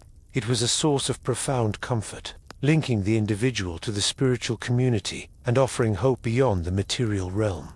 Holy water was widely used as a purifying and protective element. It was sprinkled on the sick and their surroundings to cleanse them from evil influences. Homes often contained vessels of holy water, and the faithful regularly sought its blessings. This practice reflected the medieval concern with miasma, or bad air, which was believed to carry disease. Holy water was thought to purify the air, protect the body, and expel harmful spiritual forces. Central to medieval healing was the veneration of holy relics. These were physical remains of saints' bones, hair, or objects they had touched imbued with sacred power. Relics were housed in ornate reliquaries in churches and monasteries, attracting pilgrims from near and far. These pilgrims journeyed with hope that proximity to the relic would bring miraculous healing. The belief in relics' healing power was not mere superstition but a deeply held conviction supported by many recorded miracles. Touching a relic, washing, in water blessed by it, or receiving a blessing near a relic's shrine were acts believed to invoke God's mercy and restore health. Pilgrimage to holy sites was a common response to illness. People undertook long, arduous journeys to places like Santiago de Compostela, Canterbury Cathedral, or the Shrine of Saint Roch, known as the patron saint of plague victims. These pilgrimages were acts of faith and penance, expressing devotion and humility. The journey itself was part of the healing process, symbolizing spiritual purification and renewal. Alongside these formal religious practices, superstition flourished in medieval healing. The fear of evil spirits, curses, and demonic possession was widespread. Disease was often thought to result from spiritual attack or malevolent forces. This belief gave rise to a rich tradition of magical and ritualistic healing. Healers employed amulets, charms, and talismans as protective devices. These objects, often inscribed with prayers, sacred symbols, or magical formulas, were worn on the body or kept near the sick. They provided psychological reassurance, a tangible sense of protection, and, for many, real comfort. Incantations and ritual actions were also common.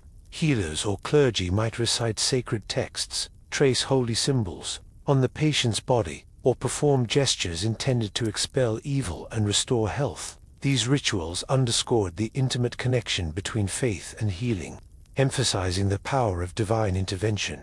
The Church's attitude toward these practices was complex. While officially condemning sorcery and witchcraft, the Church sanctioned prayers, blessings, and the use of relics as legitimate means of healing. This distinction created a nuanced landscape where spiritual and magical practices often coexisted and overlapped. Monasteries were centers of healing, combining medical knowledge with spiritual care. Monks tended medicinal gardens, cultivated healing herbs, and preserved medical manuscripts. Their hospitals provided sanctuary and care to the sick, where healing was holistic to body, mind, and spirit. Religious festivals and holy days featured special prayers and masses dedicated to the sick. Communities gathered to seek divine protection and to offer support to those suffering. These communal acts reinforced social bonds and collective hope. However, the intertwining of religion and superstition with healing also brought challenges. Viewing illness as divine punishment could lead to stigmatization of the sick, who might be regarded as sinners or morally culpable. Such beliefs sometimes resulted in neglect or isolation. Moreover, reliance on spiritual cures could delay or complicate physical treatments, potentially worsening outcomes. Yet, for many medieval people, faith was a source of strength and endurance, providing comfort in the face of suffering and uncertainty. Folk healing traditions emerged alongside formal religious and medical practices. Wise women, midwives, and folk healers used a mixture of herbal remedies, charms, and ritual to treat illness. While sometimes viewed with suspicion by ecclesiastical authorities, their knowledge was indispensable, especially in rural communities. These folk practices reflected a pragmatic blending of nature, magic, and faith, tailored to local beliefs and experiences. Patients often sought help from multiple sources, combining medical treatment with spiritual healing. The medieval synthesis of medicine, religion, and superstition created a holistic framework for understanding and combating illness. It addressed the physical and metaphysical dimensions of disease, recognizing the profound impact of mind and spirit on health. In moments of vulnerability, such as illness or injury, the medieval individual was enveloped in a world where healing was a sacred journey, supported by community, faith, and hope.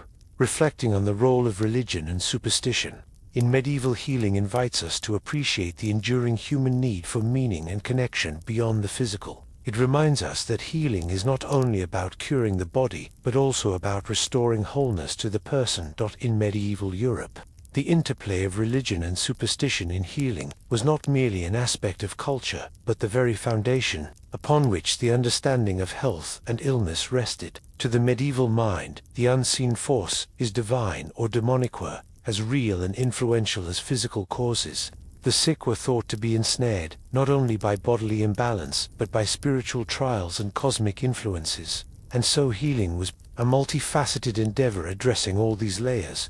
One of the most profound manifestations of this belief was the way rituals and sacraments formed a core component of medical care. When a person fell ill, it was common to seek not only physical remedies, but spiritual intervention.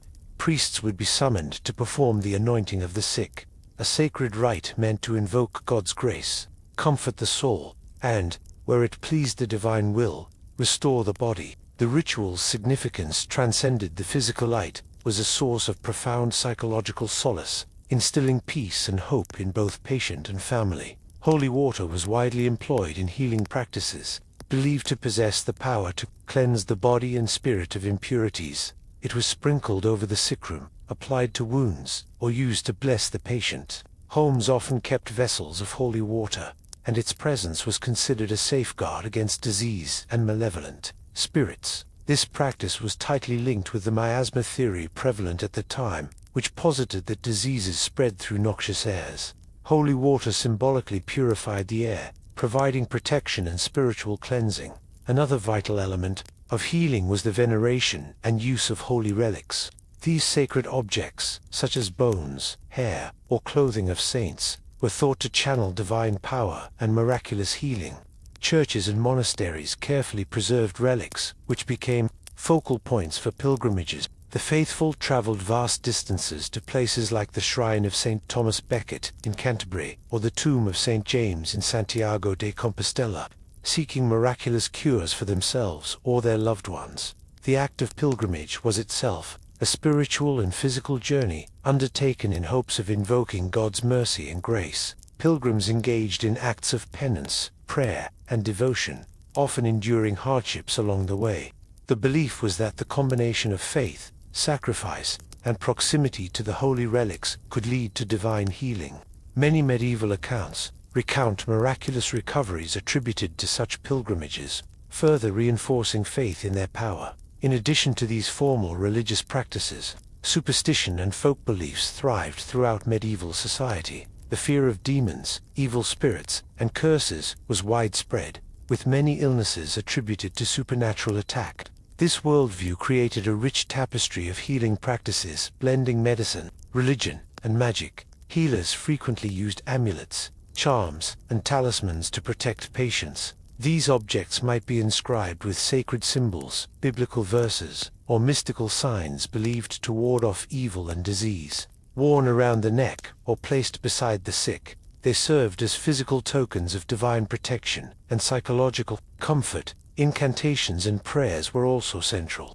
Healers or clergy would chant sacred texts or perform ritual gestures meant to cleanse the body and spirit. These practices were not seen as mere superstition, but as potent tools in the battle against unseen forces causing illness. The relationship between church, authorities, and magical practices was complex. While the church condemned witchcraft and sorcery, it sanctioned prayers, blessings, and the use of relics. This nuanced stance allowed for a coexistence of spiritual healing and folk magic, reflecting the complexity of medieval religious life. Monasteries were key centers where these healing traditions converged. Monks cultivated herbal gardens, preserving and growing plants believed to have medicinal and spiritual properties.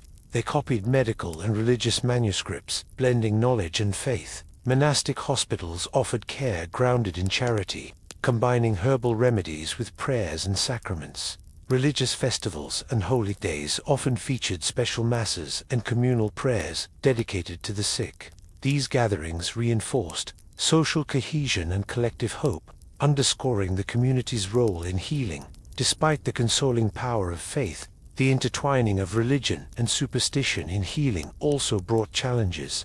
The interpretation of illness as divine punishment could lead to the sick were sometimes viewed as sinners whose suffering was deserved, complicating their care and social support. Moreover, the reliance on spiritual remedies sometimes delayed or overshadowed physical treatment, which could worsen outcomes. Yet for many medieval people, spiritual healing was a vital source of strength, helping them endure suffering with dignity. Alongside formal religion, folk healers, such as wise women, midwives, and herbalists, practiced a healing tradition rich in both herbal knowledge and magical ritual. Though often marginalized or accused of witchcraft, these practitioners were essential to their communities. offering accessible and effective care grounded in local wisdom. These folk healers used charms, herbal remedies, and incantations, blending practical healing with spiritual protection. Their knowledge was passed down orally and closely guarded, representing a continuity of pre-Christian traditions adapted to the Christian context. The medieval synthesis of medicine, religion, and superstition created a comprehensive approach to healing. It addressed the physical body, spiritual health, and social well-being. Patients found in this system not only remedies for their ailments, but also meaning and hope in times of uncertainty. The medieval experience of healing reminds us that health is a profoundly human concern, encompassing body, mind, and spirit. It reflects the universal need for connection, faith, and comfort in the face of suffering. In the medieval world, where the seen and unseen were deeply connected, healing was understood as a sacred journey involving the body, mind, and soul. Religion and superstition were not mere additions to medical practice, they were integral, shaping both how disease was perceived and how it was treated. The belief that illness was a form of divine communication or punishment led to the widespread practice of penance and prayer as key elements of healing. The sick were encouraged to confess their sins and seek forgiveness, believing that spiritual purity was necessary for physical recovery. Public acts of penance, such as flagellation where people whipped themselves to atone for communal sins, were common during times of plague and epidemic. These rituals were expressions of collective responsibility and hope, aiming to restore harmony between humanity and God. Sacred objects, especially holy relics, were seen as channels of God's healing power. The reverence for relics shaped pilgrimage culture, with millions journeying to holy sites. The shrines of saints attracted the ill, who sought physical cures alongside spiritual solace. The rituals performed at these sites, touching relics, bathing in holy water, or participating in masses, foster a communal sense of healing and hope. The belief in the miraculous powers of relics was so strong that it formed a vital part of medieval healthcare. The practice of blessing objects and people was another essential aspect. Items such as amulets, crosses, and rosaries were blessed by clergy to imbue them with protective power. Wearing or carrying these objects was believed to shield the wearer from disease and evil spirits. This practice reflects the medieval need for tangible symbols of faith in the face of invisible threats. Superstition permeated these practices. The medieval imagination was filled with fears of witchcraft, curses, and demonic influence as causes of illness. While the Church condemned sorcery, it recognized the power of prayers and holy rituals. This created a complex relationship between sanctioned religious healing and folk magical practices. Charms and incantations were widespread, often blending Christian prayers with older pagan traditions. These rituals aimed to ward off disease-causing spirits and restore health. The power of spoken words and sacred symbols was deeply believed, and healers often acted as spiritual intermediaries. Monasteries and convents were crucial centers where religious and medical care converged. Monastic gardens cultivated medicinal herbs, while the sick received care that combined herbal remedies with prayer. The monastic commitment to charity meant that care was offered regardless of status, reflecting a spiritual ideal of compassion. The Church's involvement in medicine also extended to education and regulation. Many medical texts were preserved and copied in monastic scriptoria, ensuring the transmission of knowledge. Clerical authorities sometimes regulated medical practice to ensure it aligned with religious teachings, blurring the lines between medicine and theology. Healing in the medieval period was thus as much about spiritual well-being as physical recovery. The hope that divine grace could overcome illness offered patients comfort and meaning. It provided a framework for understanding suffering and death, transforming them into parts of a larger spiritual narrative. However, this intertwining of religion and healing was not without its difficulties. The attribution of disease to sin sometimes led to stigma and exclusion.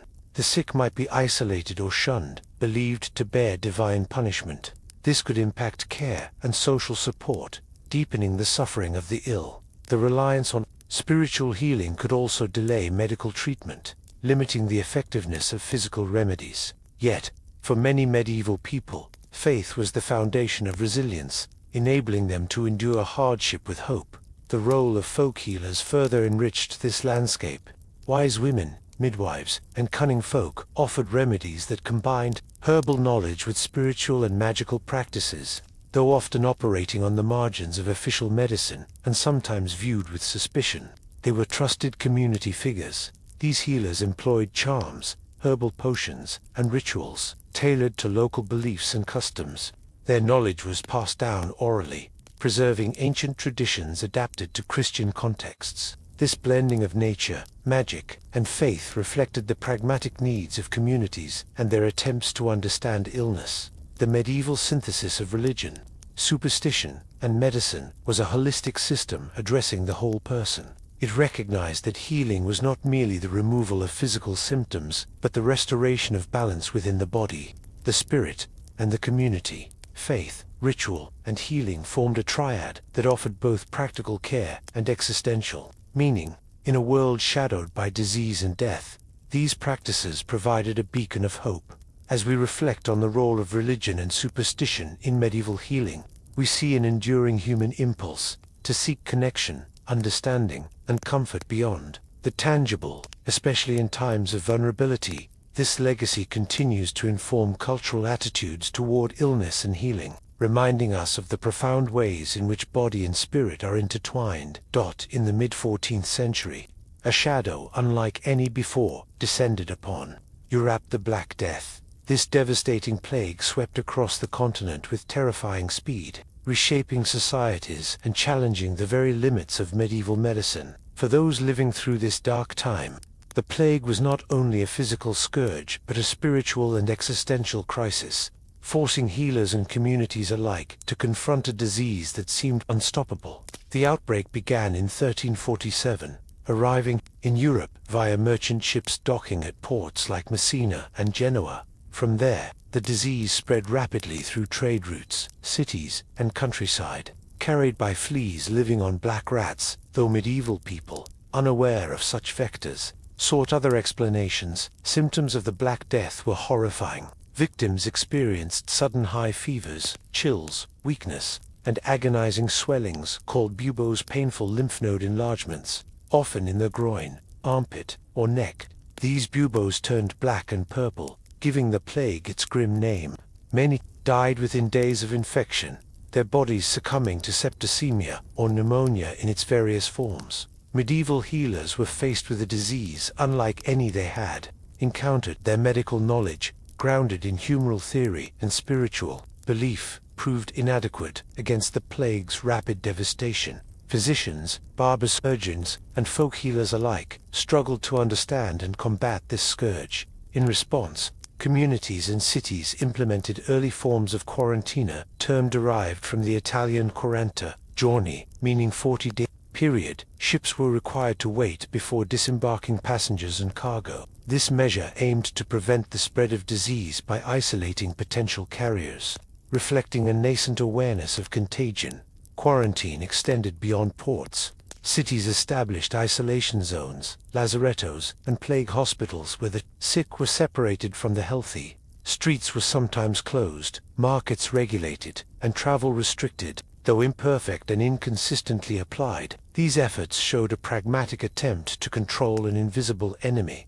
Herbal medicine played a prominent role in plague treatments. Healers prepared concoctions of aromatic herbs believed to purify the air and strengthen the body.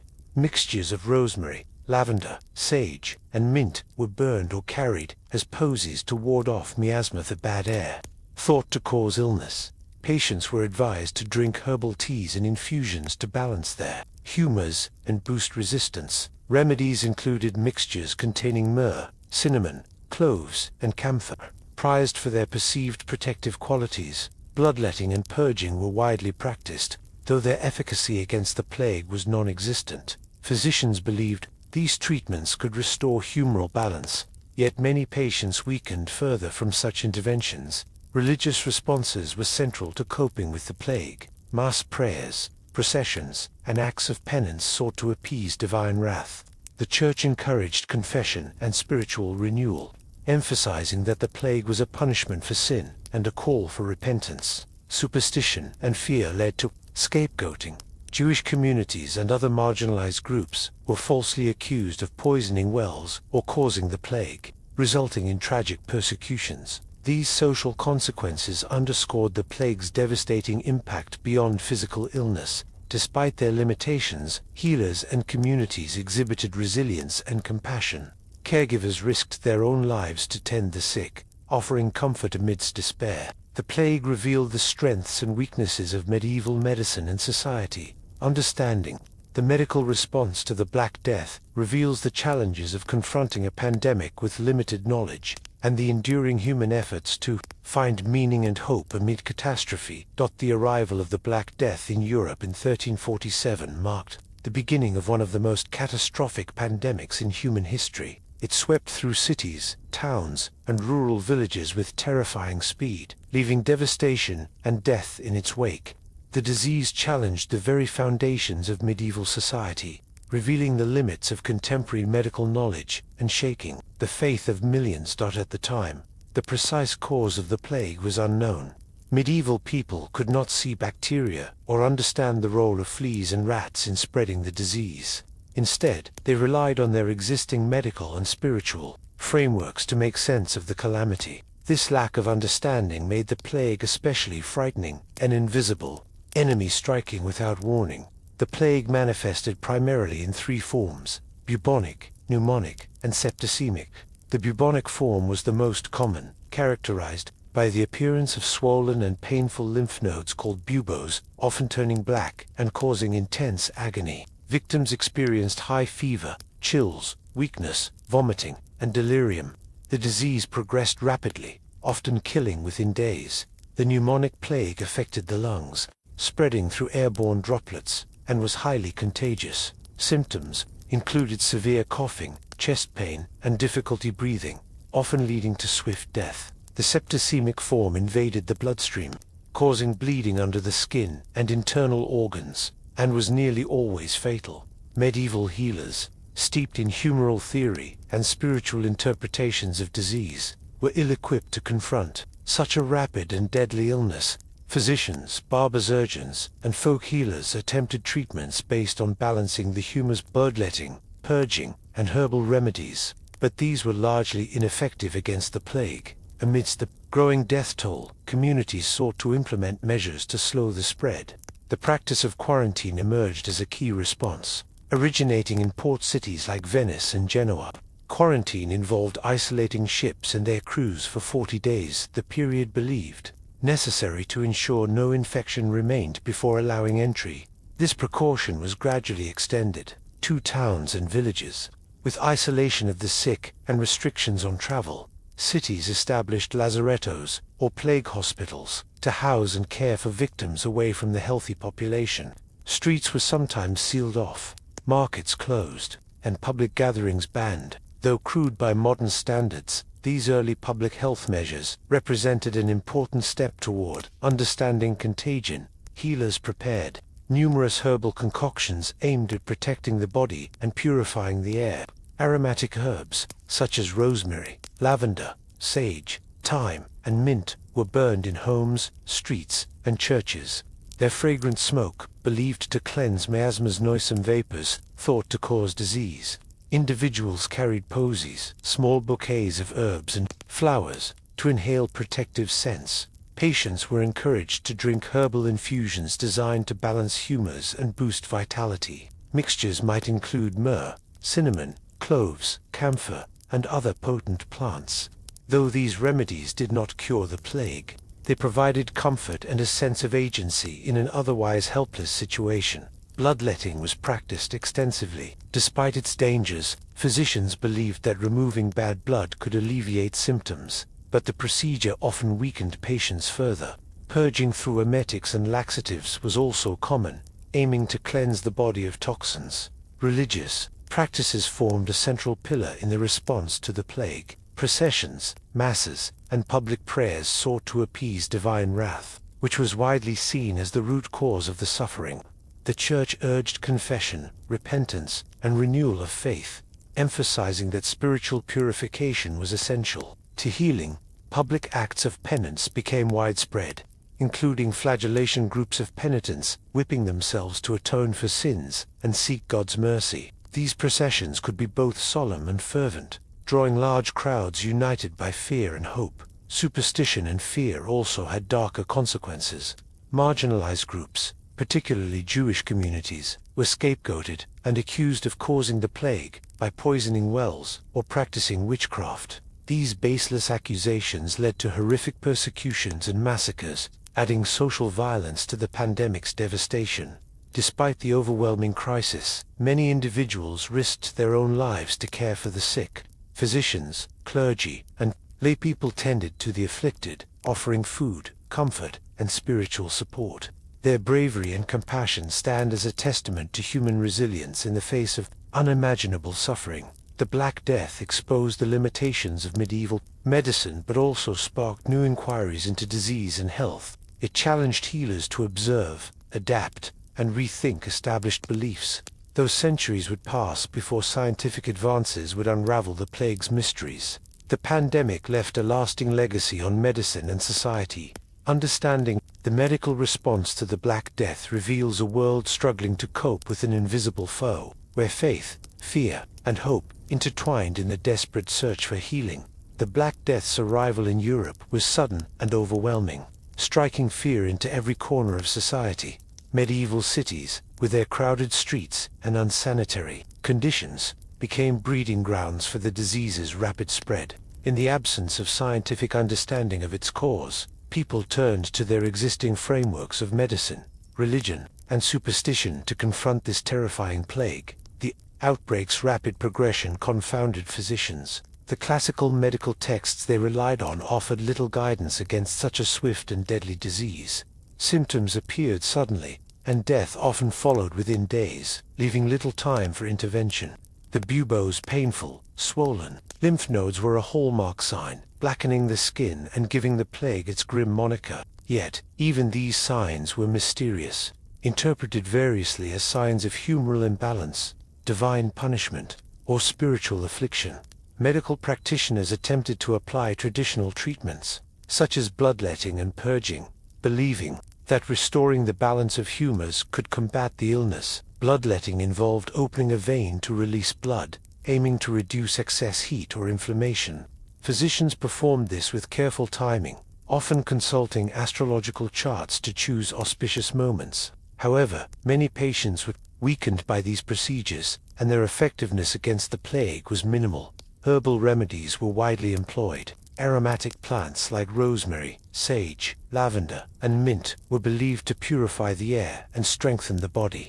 People burned these herbs or carried them as posies to protect themselves from the miasma, the noxious vapors thought to carry disease. Infusions and poultices were prepared to soothe symptoms. Though they could not cure the infection, communities recognized the need to isolate the sick to prevent contagion. The concept of quarantine emerged, first in port cities where ships suspected of carrying plague were held for 40 days before passengers disembarked. This measure slowed the disease's entry into cities, although its enforcement was uneven. As the plague spread inland, towns and villages adopted isolation practices. Infected houses were marked, and their occupants confined.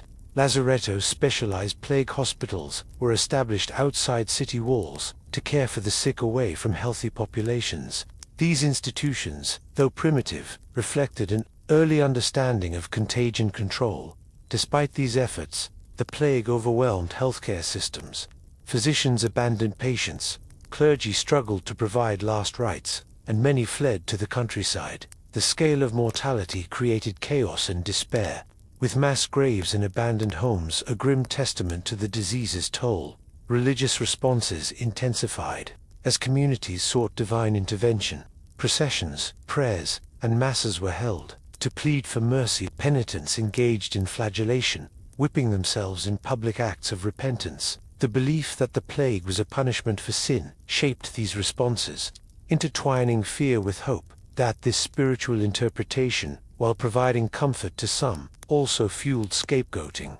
Jews and other marginalized groups were accused of poisoning wells or conspiring to spread disease, leading to violent persecutions and massacres. These tragic events revealed the social fractures exacerbated by the plague's terror. Medical knowledge, limited by humoral theory and lack of germ understanding, constrained effective treatment. Yet, the crisis spurred new approaches. Some physicians emphasized hygiene and isolation more than before.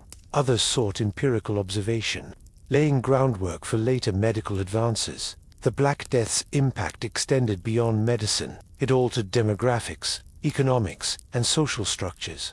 Labor shortages empowered peasants, contributing to the decline of feudalism.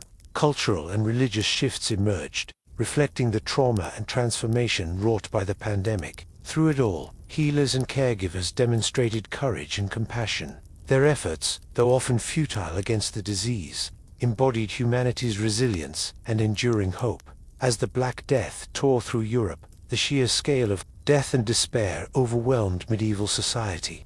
Streets once bustling with life grew silent, markets emptied, and families vanished. The plague's rapid spread was facilitated by the dense urban environments, poor sanitation, and the movement of people and goods across vast trade networks. But it was the response to the crisis, the medical, social, and spiritual reactions that revealed both the strengths and limitations of medieval healing. From the earliest days of the outbreak, cities and towns struggled to contain the disease. The introduction of quarantine laws marked a revolutionary approach to public health. Originally, ships arriving in Mediterranean ports were required to remain isolated for 40 days. Quaranta journey before disembarkation was permitted. This practice aimed to prevent infected individuals from bringing the plague into the community. The logic of quarantine rested on observation. Many sick people did not immediately show symptoms, so isolating them for an extended period could reduce contagion. Although medieval authorities lacked a true understanding of disease transmission, these measures demonstrated a pragmatic attempt to control the spread. Quarantine extended beyond ports. Many cities established lazaretto-specialized plague hospitals or isolation facilities located outside urban centers. Here, the sick were confined and cared for, separate from healthy populations. While conditions in these places were often grim, they reflected an important early effort at infection control. In some cases, entire neighborhoods were sealed off, with guards posted to prevent movement. Town councils enacted curfews and forbade public gatherings. Markets and fairs, vital for trade and social life, were suspended. Though these measures disrupted daily life, they showcased a growing awareness of communal responsibility and the need to protect the vulnerable. Despite such efforts, the Black Death's rapid fatality outpaced medical intervention. Physicians, trained primarily in classical humoral theory, found their methods ineffective. Bloodletting and purging, once staples of treatment, offered no relief and often worsened the patient's condition. However, these practices persisted, deeply ingrained in medical tradition and difficult to abandon. Herbal remedies provided some comfort, if not cures. Aromatic herbs such as rosemary, lavender, sage, and mint were burned or carried as posies, believed to purify the air and protect against miasma, the foul, disease-carrying vapor thought to spread illness. Patients drank infusions and decoctions of various plants, including myrrh, cinnamon, camphor, and cloves, hoping to strengthen their bodies and resist infection. Physicians recommended diets to balance humors, advising cooling foods for fevers and warming foods for chills. These treatments reflected humoral theory's dominance, seeking to restore the body's natural equilibrium. Alongside physical treatments, spiritual care was paramount. The plague's devastation was seen as divine punishment for human sinfulness, and the Church urged repentance and prayer. Public processions and masses were held, where clergy and laity sought forgiveness and divine intervention. Flagellant groups, who publicly whipped themselves, rose in popularity during the plague years, believing their suffering would atone for humanity's sins and halt the spread of disease. These penitential movements sometimes sparked social unrest, but illustrated the intense spiritual anguish and hope permeating medieval society. The role of faith extended to individual healing as well. The sick were comforted by prayers, the anointing of the sick, and the presence of clergy. Many believed that spiritual purity was essential for physical recovery. This intertwining of body and soul was central to medieval medicine and reflected a worldview here. Healing was a holistic process. However, the plague also unleashed darker social consequences. Fear and desperation fueled scapegoating and persecution. Jewish communities were falsely accused of poisoning wells to spread the disease, leading to brutal massacres and expulsions across Europe. This tragic scapegoating revealed the fragility of social cohesion under extreme stress and the human need to find explanations of an unjust ones for inexplicable suffering. Despite these horrors, the plague catalyzed changes in medicine and society. The overwhelming failure of traditional treatments spurred some physicians to observe and record symptoms more carefully, laying the groundwork for empirical approaches. Public health measures, though primitive, showed growing recognition of contagion and prevention. The massive mortality reshaped the labor market, giving peasants greater bargaining power and accelerating the decline of feudalism. Culturally, the Black Death influenced art, literature, and religious thought, with themes of death, judgment, and renewal prevalent. Throughout this dark period, acts of compassion and courage shone.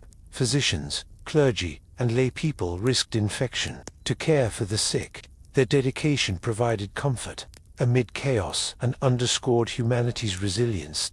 In understanding the medical response to the Black Death, we glimpse the struggles and hopes of a society confronting a terrifying crisis with limited knowledge but profound faith. As the Black Death spread relentlessly through the towns and countryside of medieval Europe, the responses it provoked were as varied as the regions it touched. The shock of such sudden and widespread mortality forced communities, healers, and authorities to grapple with a disease unlike any seen before.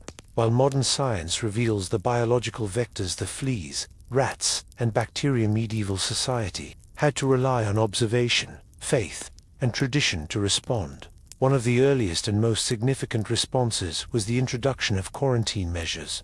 This practice originated in the bustling Mediterranean ports, where merchants and sailors arrived from distant lands, unknowingly carrying the plague. In ports like Venice and Genoa, officials decreed that incoming ships must remain isolated for a period of 40 days before passengers or cargo could enter the city, a measure intended to prevent infection from spreading further inland. The number 40 held religious and symbolic significance, reminiscent of biblical periods of trial and purification, which lent the practice spiritual authority alongside practical intent. The term quarantine itself is derived from the Italian 40 giorni, meaning 40 days. As the plague advanced beyond coastal cities, many towns and villages sought to apply isolation on a local level. Houses where the infected lived were marked, sometimes with painted crosses or other symbols, and residents were confined, often with little support. Streets or districts might be sealed off, guarded by watchmen to prevent the movement of people who might carry the disease. In some cities, designated plague hospitals or lazarettos were established outside the urban core. These facilities attempted to isolate the sick while providing basic care, though conditions were often poor. The structures themselves, sometimes repurposed monasteries or purpose-built pavilions, reflected medieval ideas of separation and purification. Though these quarantine measures were imperfect and inconsistently enforced, they represented an early understanding of contagion and community protection. They laid groundwork for future public health practices and underscored the desperate efforts to stem the tide of death. Medically, healers faced profound challenges. Their knowledge, deeply rooted in humoral theory and spiritual beliefs, proved ineffective against the plague's swift and deadly course. Physicians continued to employ traditional treatments, such as bloodletting and purging, hoping to restore humoral balance. Bloodletting was carried out using lancets or leeches, often timed according to astrological charts, to maximize benefit. Purging involved the administration of emetics and laxatives, using herbs like senna, rhubarb, and wormwood. These treatments were harsh and sometimes debilitating, but they were grounded in the belief that cleansing the body was essential to recovery. In addition to these systemic treatments, the use of herbal remedies and aromatic substances was widespread. It was thought that the foul air, or miasma, was a carrier of disease, and so purifying the air became a critical part of defense. People burned bundles of fragrant herbs, such as rosemary, sage, lavender, and juniper. Homes, streets, and churches were filled with the scent of smoke, believed to cleanse invisible poisons. Individuals carried small bouquets, called posies, made of aromatic plants to inhale protective fragrances. Herbal infusions and tinctures were consumed to bolster the body. Mixtures containing myrrh, cinnamon, cloves, and camphor were thought to strengthen the humors and ward off infection. Although these remedies could not cure the plague, they offered comfort and a sense of agency amid helplessness. The spiritual dimension of healing was even more pronounced during the Black Death. The pandemic was widely interpreted as a divine punishment for sin, a manifestation of God's wrath upon a sinful world. This theological framing led to intensified religious fervor. Churches held special masses and prayers for mercy, and public processions became common. Among the most notable were the flagellants, groups who traveled from town to town, whipping themselves in public acts of penance, hoping their suffering would atone for the sins of others and halt the plague's spread. However, medieval medicine also had notable limitations that delayed scientific progress. The strict adherence to humoral theory, reliance on astrology, and attribution of disease to supernatural causes constrained inquiry. Some treatments, like excessive bloodletting and purging, often caused harm. The absence of germ theory meant that contagion was poorly understood, complicating efforts to control epidemics. Yet, even within these constraints, medieval practitioners made important observations and laid foundations for empirical approaches. The detailed medical manuscripts, hospitals, and medical schools of the period fostered learning and debate that would flourish in the Renaissance. The influence of medieval medicine extends into language and culture as well. Many medical terms, concepts, and practices have their roots in this era. The figure of the physician, the ritual of bedside care, and the symbolic importance of healing all bear medieval imprints. Art and literature from the period also reflect medical concerns, depicting the body, illness, and healing with a mixture of realism, allegory, and spirituality. These cultural expressions shaped societal attitudes toward health and disease, influencing how illness was understood and managed. Moreover, the medieval focus on the relationship between health and morality introduced ethical considerations into medicine. Concepts of care, compassion, and the moral duties of healers shaped medical ethics, laying early groundwork for principles that continue to guide healthcare professionals. In sum, medieval healing practices represent a complex interplay of ancient knowledge, empirical observation, spiritual belief, and cultural tradition. Their legacy is not one of ignorance or superstition alone, but of humanity's enduring effort to understand and combat disease within the limits of their time. This legacy informs modern medicine's holistic approaches, the persistence of herbal remedies, the role of spirituality in healing, and the ethical frameworks that guide care. By appreciating the contributions and challenges of medieval medicine, we deepen our understanding of the historical journey that has shaped health and healing practices through the ages. The legacy of medieval healing practices is a story of continuity and transformation, revealing how deeply the past informs the present. Though modern medicine has advanced far beyond the theories and treatments of the medieval period, echoes of that era remain both in the cultural memory and in certain enduring practices. One of the most significant contributions of medieval medicine was the preservation and dissemination of classical medical knowledge. The works of Hippocrates, Galen, and later Arab physicians like Avicenna were carefully copied and studied in medieval monasteries and early universities. This transmission ensured that the foundations of Western medicine were not lost during the turbulent Middle Ages but rather evolved through reinterpretation and application. The theory of the four humors, blood phlegm, yellow bile, and black bile dominated medical thinking for centuries. While we now understand that this model is scientifically inaccurate, its emphasis on balance and individual constitution paved the way for personalized medicine. The idea that health requires harmony within the body, and between the body and environment, remains a guiding principle in holistic and integrative medicine today. Medieval physicians applied this framework to diagnose illness and prescribe treatments aimed at restoring equilibrium. This approach fostered a comprehensive view of health, considering diet, lifestyle, emotions, and environment.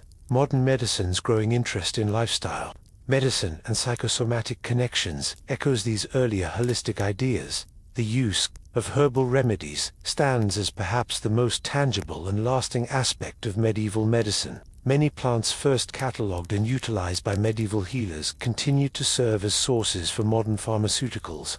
For instance, the analgesic properties of willow bark were long exploited before the isolation of salicylic acid led to aspirins. Development. Medicinal plants, such as lavender, chamomile, peppermint, and valerian, are still popular in herbal medicine, aromatherapy, and natural health practices. This continuity highlights the empirical wisdom embedded in folk and monastic healing traditions. Medieval monastic communities were pioneers in medicinal horticulture and pharmacy. The cultivation of physic gardens, carefully tended plots of medicinal plants reflected a systematic approach to healing.